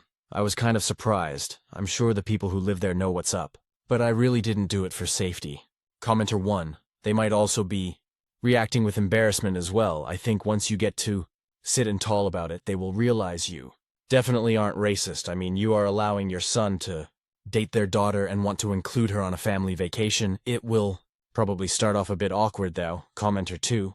If he can't be trusted to come home for curfew and come outside of a house you know he's in when you're waiting outside, how can he be trusted to meet up with you at the appointed times with his girlfriend at Disneyland? How do you know he would even stay in the resort area? I don't think having the girlfriend there would help. Commenter 3. It seems like they have a fair amount of trust and alone time in everyday life. If GF has never been to Disney, I bet she'll want to actually just stay in the park. The property is huge, and it'd be a huge hassle to go off-property outside of something innocuous like downtown Disney. Parents should just hang on to the hotel keys and they'll be good. Commenter 2. The OP had to call in the police to get her son to come out of his girlfriend's house, because it's a repeated problem for him to not come home when he says he will, or even answer the door. When you take teens to Disneyland, you need to be able to trust them to stay within the 2 parks or the downtown Disney area. Answer phones or texts and meet up on occasion. It doesn't sound like he has enough empathy for his parents' concern about his well-being or respect for them to do that. He won't even answer a door that his mom is knocking on. Why should the girl's parents trust them to keep their girl safe if they have to involve the police just to get their own kid to come home at night? Are they going to call the police when they're at Disney and the kids don't answer their phones? Commenter 4. I don't know when your trip is, but I would try to get to know the parents more than just a coffee chat before you go. Think about it. They know you, son, but they don't know you or your family except for one unhappy experience. Maybe have your son and girlfriend hang out at your house more often, so they know she is comfortable with you all. They need to be assured that she will be taken care of, because it's scary letting your child, even teenaged, go far away without you for a long period of time. To be honest, if you called a police escort just to retrieve your son from my house, I don't know if I'd be comfortable letting my daughter spend a week with you all. It seems like you think you can use her to coax your son into coming TBH. Reply. My husband and I are confident that he will go. With or without her, we felt that 1. It would be fun to have her along and share the trip with her, and that 2. It would also be a fun memory for Son and GF to share. It was not extended only as a way to make him go, but more to make the trip more fun for all. They don't hang out here as often because we have rules about keeping bedroom doors open, and I'm around lots more than the adults at their house, who seem to work a lot. They have more fun at our house. We often have our kids' friends here, and our house is always open to them. Heck, we served the only birthday cake one of his friends got when he came over for his birthday yesterday. But I get what you're saying about letting kids travel. We've talked about whether we would let one of ours go with another family, and we would also be careful and make sure that we knew the other parents. We're not trying to make anyone uncomfortable by extending the invitation. Commenter 5. Realistically, I can't imagine a lot of circumstances in which parents of a 16-year-old girl would allow a week-long overnight vacation with her boyfriend's family. Given the whole police thing, which sounds like major overreaction on your part, I can't imagine they would say yes. No one wants the cops at their house, and calling the cops over an hour missed curfew or so is kind of ridiculous, seeing as you knew where he was. Good luck with this, but I would be shocked if they agreed. Reply. Okay, so, what would you have done? Can't get in touch with anyone there over the course of 1 to 5 hours. Have knocked before when you knew people were there. During normal waking hours with no response at the door. It's 12:30 a.m. Would you have let your kid just spend the night there? That is not okay with us. Note. I did knock twice, loudly, at 12:30 a.m. before the police officer got involved. And no one answered either knock. I literally could not get my son. What would you have done? I agree that they probably won't allow her to go. Commenter 5. There seems to be a disconnect in your thinking. So he can't stay the night there, but you would expect her parents to allow her to stay the night. Wait. A week's worth of nights with your son. And teenagers being teenagers. Separate rooms only mean so much. I would have knocked. I would have blown up their phone, his phone and her phone if I was really keen to get him out. Unless I thought they were participating in some nefarious behavior, I would probably just ground him the next day until he can handle the responsibility of meeting a curfew. I'm not sure why you called the police before even knocking on the door. Reply. Here are some important differences. When we got into the house, they were asleep in her room with her door closed. Like I've said in another place in this post, in our house, bedroom doors stay open and behavior is monitored. As I mentioned in the original post, we would have completely separate hotel rooms, one for males and one for females. So not exactly apples to apples. I called the police because I had a history of experience with them not opening doors. Because it was the middle of the night and I was a sleep-deprived mom who wanted her son. I did blow up their phones, both calling and texting each of them many times, and nothing came of it. I did knock, and nothing came of it. Edit. By male's room and female's room. That means that my husband stays with the boys and I stay with the girls. So, as well monitored as it could possibly be. Hug your kids, even if you have to chase them. I am missing my 17-year-old today. He has been living in substance abuse programs since September. We started with a stint of wilderness therapy for 3 months last fall. Then he tried life back at home and failed within 6 weeks. Ultimately OD'd on Xanax. He's currently at a therapeutic boarding school, and we have only seen him for a few hours over one parent weekend since January when he went back to wilderness to detox for a few weeks, and then transferred to the school to start there. Although I am aware that many kids around this age fly the coop, those kids can also call, text, and come back home. I'm missing my son a lot today, so I just wanted to remind you all to coax your kids out of their rooms. Food usually works, and let them know that you love them, and simply just like having them around. Thankfully, we have 3 other teens living at home, 15, 15, and 13, but there's still a hole where 17 should be. Relevant comments. Commenter 1. Do you feel like the therapeutic boarding school was a good choice? Is your son being helped? We are thinking about this option for our 15-year-old, though it will probably bankrupt us. Reply, I do. Although we were resistant at first, hence why he came home from Wilderness V1 instead of going straight to school. Because of that, though, he can't claim that he could have made it on his own back at home if his parents would have given him the chance, which is what lots of new kids at TBS say while resisting the experience. We are also more sure that it's the best option for him, which we would have wondered if he never came home between Wilderness and school. The school he's attending is very small, 13 students, all teen males with substance abuse issues with about 45 staff people. We are extremely impressed with the program, and yes, we will be broke after it's over. It's designed to be a 10-12-month program. Commenter 2. What was your first reaction when you found out he was smoking weed? Reply, we tried many things, reminding him that he would be pulled off his varsity HS team if caught, showing him that his athletic performance was declining, reminding him that it's illegal, taking his driving privileges, etc. We began drug testing about 3 months after we knew that he started smoking, and tied his brand new driving privileges to a clean test, and that didn't even deter him. Ultimately, the things he valued the most, senior year soccer, driving, graduating with his friends, still fell away when substances were available. Addiction, to whatever it may be, is a beast that knows no rationale. Seeking advice on allowing 18-year-old son back into our house. So, ours is a pretty long story, but to make it much shorter, our now 18-year-old son left our house 1 year and 8 months ago, right after turning 17, just 2 weeks into his senior year of high school, due to drug and alcohol abuse issues, behavior issues, truancy from school, etc. To literally save his life, his dad and I sent him to a series of rehab placements, including a therapeutic boarding school where he eventually finished high school and graduated. He has only been home once since September of 2017, between placements. With the agreement of his primary therapist at the first placement, Dex 17, John 18, which was not a success, he OD'd in his room and abused drugs in our backyard. He was not allowed to leave our property with friends, based on our mutually agreed upon family agreement document. So the friends brought the shit here. Most recently, he was kicked out of his college transitional program a couple of months ago due to sobriety issues and non-compliance with the program. At that time, we gave him 2 options. Go to one last rehab program that had been recommended to us, or he could make a life for himself, with no support from us, except for medical, pharmacy coverage, his phone so we could be in contact with him, and a plane ticket to the landing spot of his choice. Once his legal debts to his current state were completed, because the state he's living in now is 2,000+ miles from home, and he didn't make the choice to live there. He chose the make a life option, and has been truly homeless and hungry for 2 months. He's currently paying his debt, 3 days in jail for petty larceny, and on Tuesday he will be free to leave that particular state. He wants to come right back here, to our town. We have previously made it clear to him that he can't live here.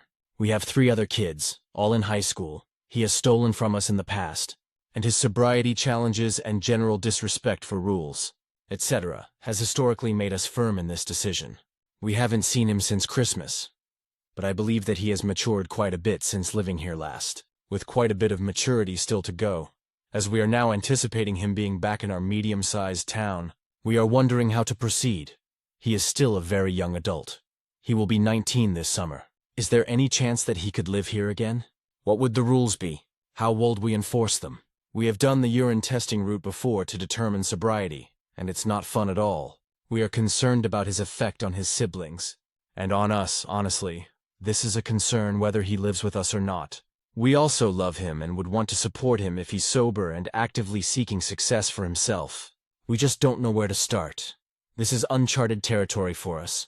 He's excited about seeing the family dog again when he comes back and wonders if she will remember him. He misses us, as we have missed him. It's just sad. We would love to have the healthy version of him living with us, but can't imagine having the addicted version of him tearing apart all of our lives.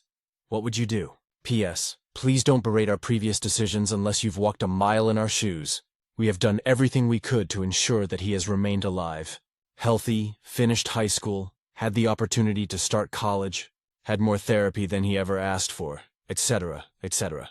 We have literally spent more than $250,000 on his care.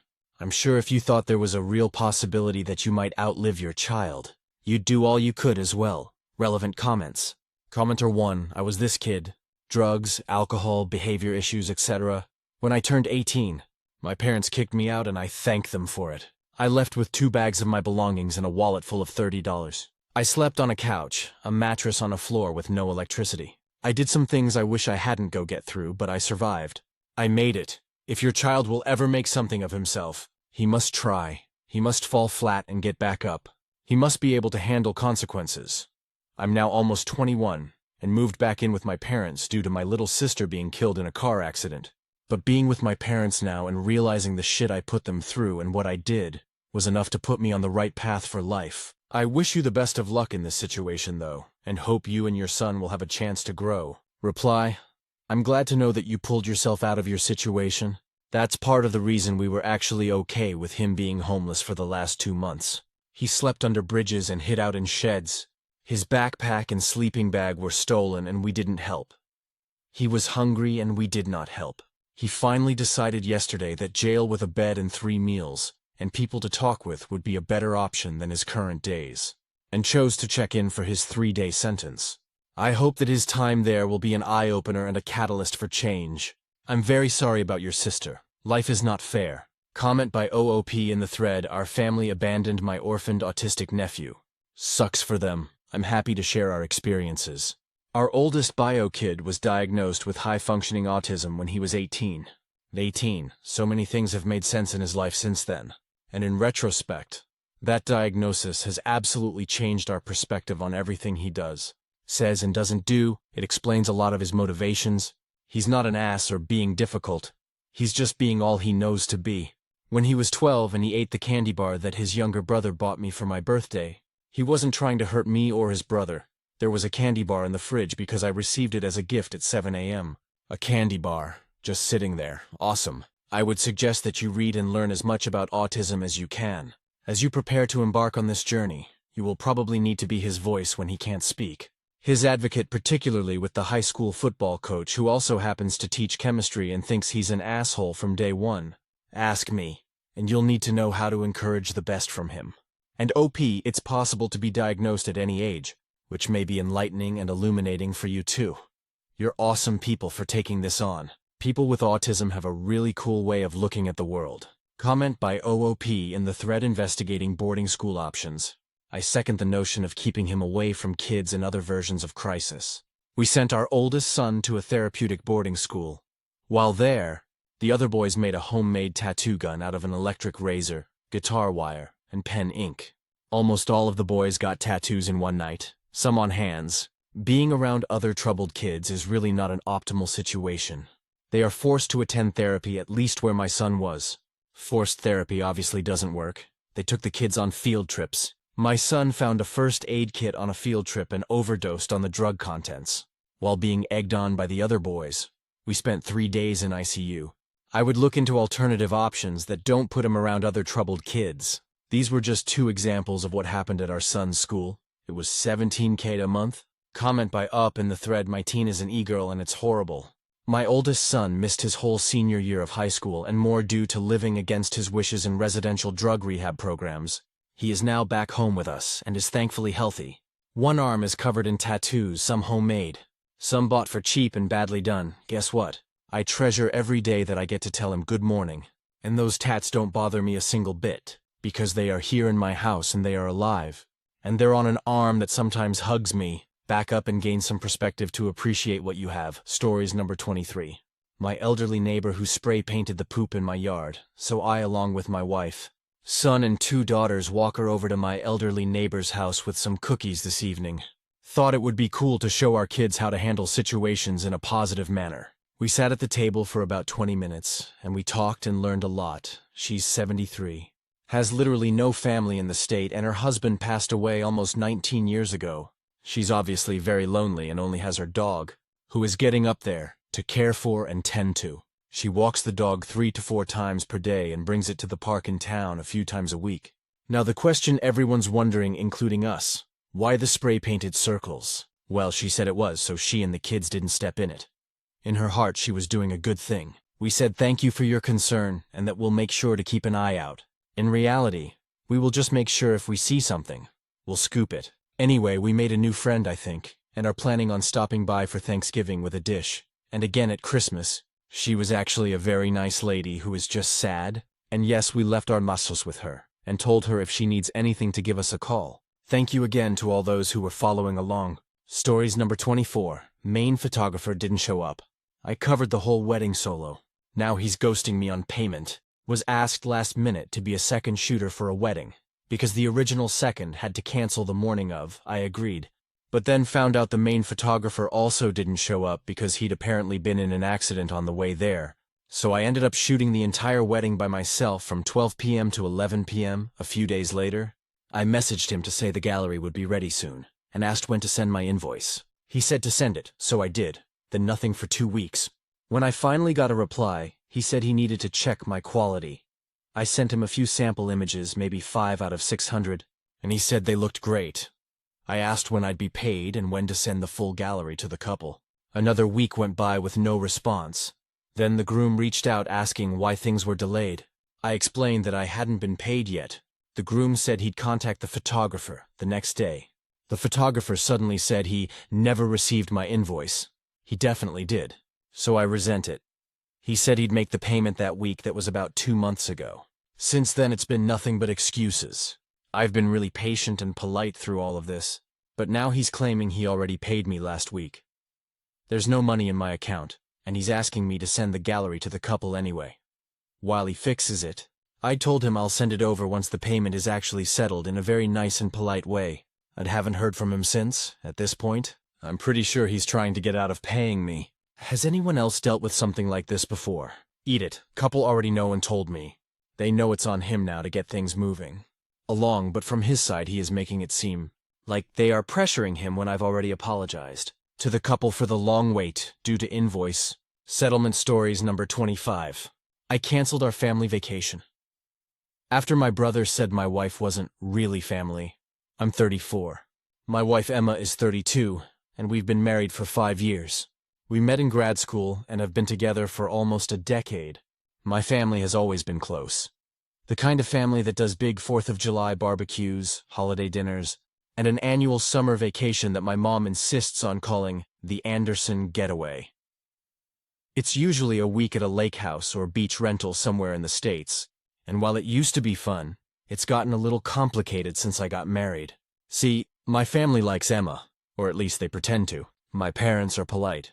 My sister gets along with her, but my brother David has always had this weird tension with her. It's not overt, but it's there. He's 2 years younger than me, and he's one of those people who still treats family gatherings like a high school cafeteria. Cliques, inside jokes, petty comments. He and I used to be close. But ever since Emma came into the picture, there's been this invisible wall. It started small. Snide comments about how she doesn't eat real food because she's vegetarian. Jokes about her being too sensitive when she called him out for making fun of my cousin's weight. He'd always play it off with that smug, relax, I'm kidding grin. I'd pull him aside, tell him to stop, and he'd always say, "You've changed, man. You used to take a joke." Fast forward to this year. My mom booked a big lake house in Michigan for a week in late July. Everyone was excited. My parents, David, my sister Megan and her fiancé, and Emma and me. It was supposed to be our first full family vacation since before the pandemic. Emma and I had been saving up for it, even taking time off work to go. Then about a month before the trip, my mom organized a group dinner at her place so we could plan meals, carpooling, etc. It was me, Emma, my parents David and Megan. We were going over logistics. And at one point my mom said something like, "We'll divide rooms like last year. David gets the downstairs guest room. Megan and Kyle get the big suite upstairs. And you two get the smaller one with the lake view." David pipes up with, "Wait, why do they get the lake view? That used to be the family room." My mom laughs it off, saying, "They're married, David. They need privacy." And that's when he says it. He leans back in his chair, smirks, and goes, "Yeah, but Emma's not really family." The room went dead silent. Emma froze. I could see her face flush red. My mom gave this awkward laugh like she thought she misheard. And Megan muttered, "Jesus, David." But he just shrugged, like he hadn't just dropped a grenade in the middle of dinner. I asked him, "What the hell is that supposed to mean?" He goes, "It's just facts. Man, she's in-law family. Not blood, it's different. No offense." The no offense part almost made me laugh. It was so absurd. I told him he needed to apologize immediately. He just rolled his eyes and said, "For what? Saying the truth? You can't handle a joke anymore." Emma quietly excused herself and went outside. My mom tried to diffuse it by changing the subject. But I wasn't letting it go. I followed Emma out, and she was sitting on the porch steps, crying. She said she didn't want to go on the trip anymore, that she was tired of being treated like an outsider. That broke something in me. When we got home, I texted my mom and told her we wouldn't be going on the vacation. I said we'd still help pay our share of the rental, so no one was stuck covering us. But we weren't coming. Within 10 minutes, my phone blew up. "Mom, please don't do this. He didn't mean it, Megan. I get why you're mad, but just ignore him for the week." "It's 1 week, David? You're seriously canceling over that?" "You're so dramatic. I ignored most of them. But then my dad called. He's not an emotional guy, usually the keep the peace type. He said, 'Son, I get that you're angry, but family fights happen. Don't make it bigger than it is.' And that's when I said something that surprised even me. 'If Emma's not family, then I guess neither am I.' He went quiet for a long time, then said, 'You know that's not what he meant. But the truth is, I think it is what he meant. Maybe not in the literal sense, but in the way he treats her. In the way they all let him get away with it.' For the next few days, it was chaos. My mom tried to convince Emma to come, just for her. My brother sent me some fake apology text that said, 'Didn't realize everyone was so sensitive these days.' My bad. That was it. I blocked him. When the vacation week came around, Emma and I booked a cabin ourselves. Just the two of us. About 2 hours away from the one my family rented. We didn't tell them until the day they left. My mom called crying, saying I'd ruined the family tradition. I told her maybe it was time for a new one. The first few days were weird. I felt guilty, like I'd abandoned them. But by the third night, sitting on the porch with Emma, watching the sunset over the lake, drinking cheap wine and laughing about everything and nothing, I realized I hadn't felt that peaceful in years. Then, about halfway through the week, I got a text from Megan. It was a photo of everyone at the lake house.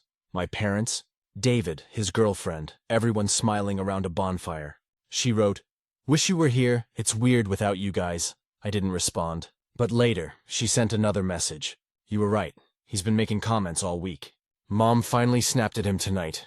Said you were the only one with the balls to stand up to him. Proud of you." That one made me tear up. Since then, my relationship with my parents has been tense. My mom tries to act normal on the phone, but I can tell she's still upset about the vacation drama. My dad sent me an email a few weeks ago saying, "David misses you." I didn't reply. Emma told me she doesn't want to come between me and my family, and I told her she didn't. They made that choice when they decided she wasn't one of them. I don't know if things will ever go back to how they were, and honestly, I'm not sure I want them to. I've realized that family isn't about who shares your DNA. It's about who shows up for you when it matters. And if my brother thinks my wife isn't really family, that's fine, because I'm building a new one with her. One that actually means something. Update. It's been about 5 months since that whole disaster with my brother and the family vacation. And honestly, I wasn't planning to post again. But so much has happened that it feels weird not to close the loop, to put it bluntly. The vacation fallout never really went away. If anything, it grew roots. My mom tried to play peacemaker for a while, but it always came with a guilt trip, the kind that starts with, "I understand how you feel," and ends with, "But can't you just move past it for me?" She called every week for the first month, sometimes crying, sometimes trying to guilt me into calling my brother. She kept saying, "You boys are all I have left. You need each other. I love my mom." But she still refuses to understand that there's a difference between forgiving someone and pretending they didn't hurt you. Emma, meanwhile, wanted nothing to do with any of it. She never asked me to pick sides, but I could tell she was done trying. Every time my mom or sister texted, she'd politely tell me to answer if I wanted, but not to mention her. She said, "I'm tired of fighting for a seat at a table that keeps pulling the chair away." That line stuck with me. Anyway, about 2 months after the canceled trip, Megan invited us to her engagement party. She's getting married next spring, and I've always been close with her. So she reached out personally. She told me David would be there, but promised he'd behave. I talked it over with Emma, and we decided to go. Not for him, not even for my parents, but for Megan. The party was at this nice winery about an hour from our place. I won't lie, I was nervous. It was the first time seeing my family since the whole Emma's not really family blow-up. When we got there, my mom hugged me tight like she thought I might vanish again. My dad gave a stiff handshake and a "good to see you, son." Classic. Then came David. He walked up with that same smirk he's always had, holding a beer, and said, "Well, look who decided to join the family again." I swear, it took everything in me not to deck him right there. But before I could even respond, Emma, my calm, non-confrontational wife, stepped forward. She looked him dead in the eyes and said, "You really should learn what family means before you joke about it again." The entire patio went quiet. My mom whispered her name like a warning, but Emma didn't flinch. David just laughed and muttered, "Still sensitive, huh?" and walked off. I thought that would ruin the night, but honestly, it didn't. It was weirdly freeing. Everyone else, especially Megan, seemed relieved someone finally called him out. Later, Megan pulled me aside and said, "He's been like this since you stopped talking to him. Worse, actually. Mom keeps enabling him because she hates conflict." By the end of the night, my mom tried to make small talk about the upcoming holidays, but I could tell she was testing the waters. She said, "Maybe this Christmas we can all be together again. Start fresh." Emma smiled politely and said, "Maybe. We'll see." We did not go for Christmas instead. Emma and I invited Megan and her fiancé Kyle over to our place for a small dinner. It was the first time in years I'd had one of my siblings visit without my parents or David there. It felt easy, peaceful, like what family is supposed to feel like. We cooked, laughed, told old stories, and even talked about future plans. Megan said she wants Emma to help with wedding planning, which meant a lot. The next day, my mom called and asked if we had fun playing house while the real family celebrated together. I hung up. That might sound harsh, but it's like she refuses to accept that I'm done letting guilt dictate my boundaries. Then, something happened in January that changed everything. David got arrested. It wasn't anything violent, thank God. But it was embarrassing. DUI. He sideswiped a parked car after leaving a bar and spent the night in jail. My dad called me the next morning, asking if I could help talk some sense into him. I said no, I wasn't being petty. I just didn't see how enabling him again would fix anything. A week later, David texted me, for the first time in months. A real apology, not sarcasm, not half-hearted, just, "You were right, I've been an ass. I don't know why I always had to compete with you. But I'm sorry for what I said to Emma. She didn't deserve that. I didn't even realize how much of a jerk I've become until everything fell apart. I'm trying to do better." I stared at that text for a long time before replying. I wrote back, "Thank you for saying that. It means more than you think. I hope you're really trying, for your own sake, but you've got to earn back trust. Not just say sorry." He said he understood. Since then, we've texted a few times. Surface-level stuff. No family group chats. No fake bonding, just small, cautious steps. I'm not ready to forgive everything, but I can at least acknowledge effort. As for Emma, she's been incredible. She told me she forgives him, but she doesn't want him in our lives until he proves he's changed. She said she's done being polite to people who confuse proximity with love. That's my wife. Graceful but sharp. Last week, Megan called to say she and Kyle officially picked me as her man of honor. She said Emma will help with flowers and decor. My mom's not thrilled. She thinks I'm excluding David. But I think, for once, Megan's realizing that boundaries aren't cruelty. They're protection, so where does that leave things now? Honestly, better than before. Not fixed, not healed, but real. I'm not chasing their approval anymore. Emma and I are planning our own vacation this summer. Just us. Maybe a couple of close friends. No guilt, no family drama. I used to think family loyalty meant putting up with anything, forgiving everything. Now I realize it means standing up for the people who actually stand with you. Maybe someday David and I will rebuild what we lost. Maybe not, but I know this much: my wife is my family. She's the one who holds me together when the rest of them fall apart. And if that means missing a few lake house trips or awkward holidays, so be it. Because I'd rather build peace with her than fake harmony with people who only understand love when it's convenient. Final update. It's been almost a year since I canceled that family vacation and walked away from the endless cycle of apologies that never meant anything. I honestly didn't think I'd ever write about this again. I thought I'd moved on. But sometimes, moving on doesn't mean the story ends. It just means life keeps testing whether you meant it when you said enough. For a while, things stayed calm. I had my boundaries. Emma had her peace. We didn't talk to my parents much, except for the occasional check-in text from my mom asking how her boy was doing. The phrasing always made me cringe, like she wanted to rewind time to before any of this happened. David stayed quiet for months. He went through court for the DUI, lost his license for a bit, and did a mandatory rehab program. I heard about it mostly through Megan. She and I had gotten a lot closer since her engagement party. She told me he'd been trying to get sober and that therapy was kicking his ass in a good way. I didn't reach out, but I didn't block him either. I figured if he really was trying to get better, he'd find his own way to reach me when the time was right. Then in February, I got a text from him. It was simple. "Hey man, I'm 6 months sober today. Would like to talk if you're open to it." I stared at that message for a long time. Emma saw me reading it and just said, "You don't owe him anything, but if you want to talk, I'll support you." So I did. We met at a coffee shop near my office on a rainy Thursday afternoon. I hadn't seen him in person since the engagement party, and he looked different, thinner, yes, but clearer somehow. His eyes weren't glassy. His voice wasn't defensive. He started by saying, "I don't want anything from you. I just wanted to say I'm sorry. For real this time." And he was. You can tell when someone's performing regret versus when they're living through it. He said rehab forced him to face all the resentment he'd been carrying since we were kids, that he'd always felt like the screw-up brother living in my shadow. Apparently, hearing our mom constantly talk about me and Emma, our perfect little life, made him bitter, and instead of dealing with that, he turned it into sarcasm and cruelty. He admitted he'd said that awful not really family line because, in his mind, hurting me was the only way to even the playing field. It didn't make it right, and he said that outright, but it made it make sense. I told him I appreciated his honesty, but it wasn't just about me anymore. What he said didn't just cut into me. It broke something in Emma that she'll never fully get back. He nodded and said he understood. Then he pulled something out of his backpack, a small wrapped box. I immediately tensed up, but he said, "It's not a bribe, just something I made." Inside was a wooden keychain with a simple engraving. "Real family shows up." It was rough and uneven, like he'd carved it himself. Probably in therapy or rehab.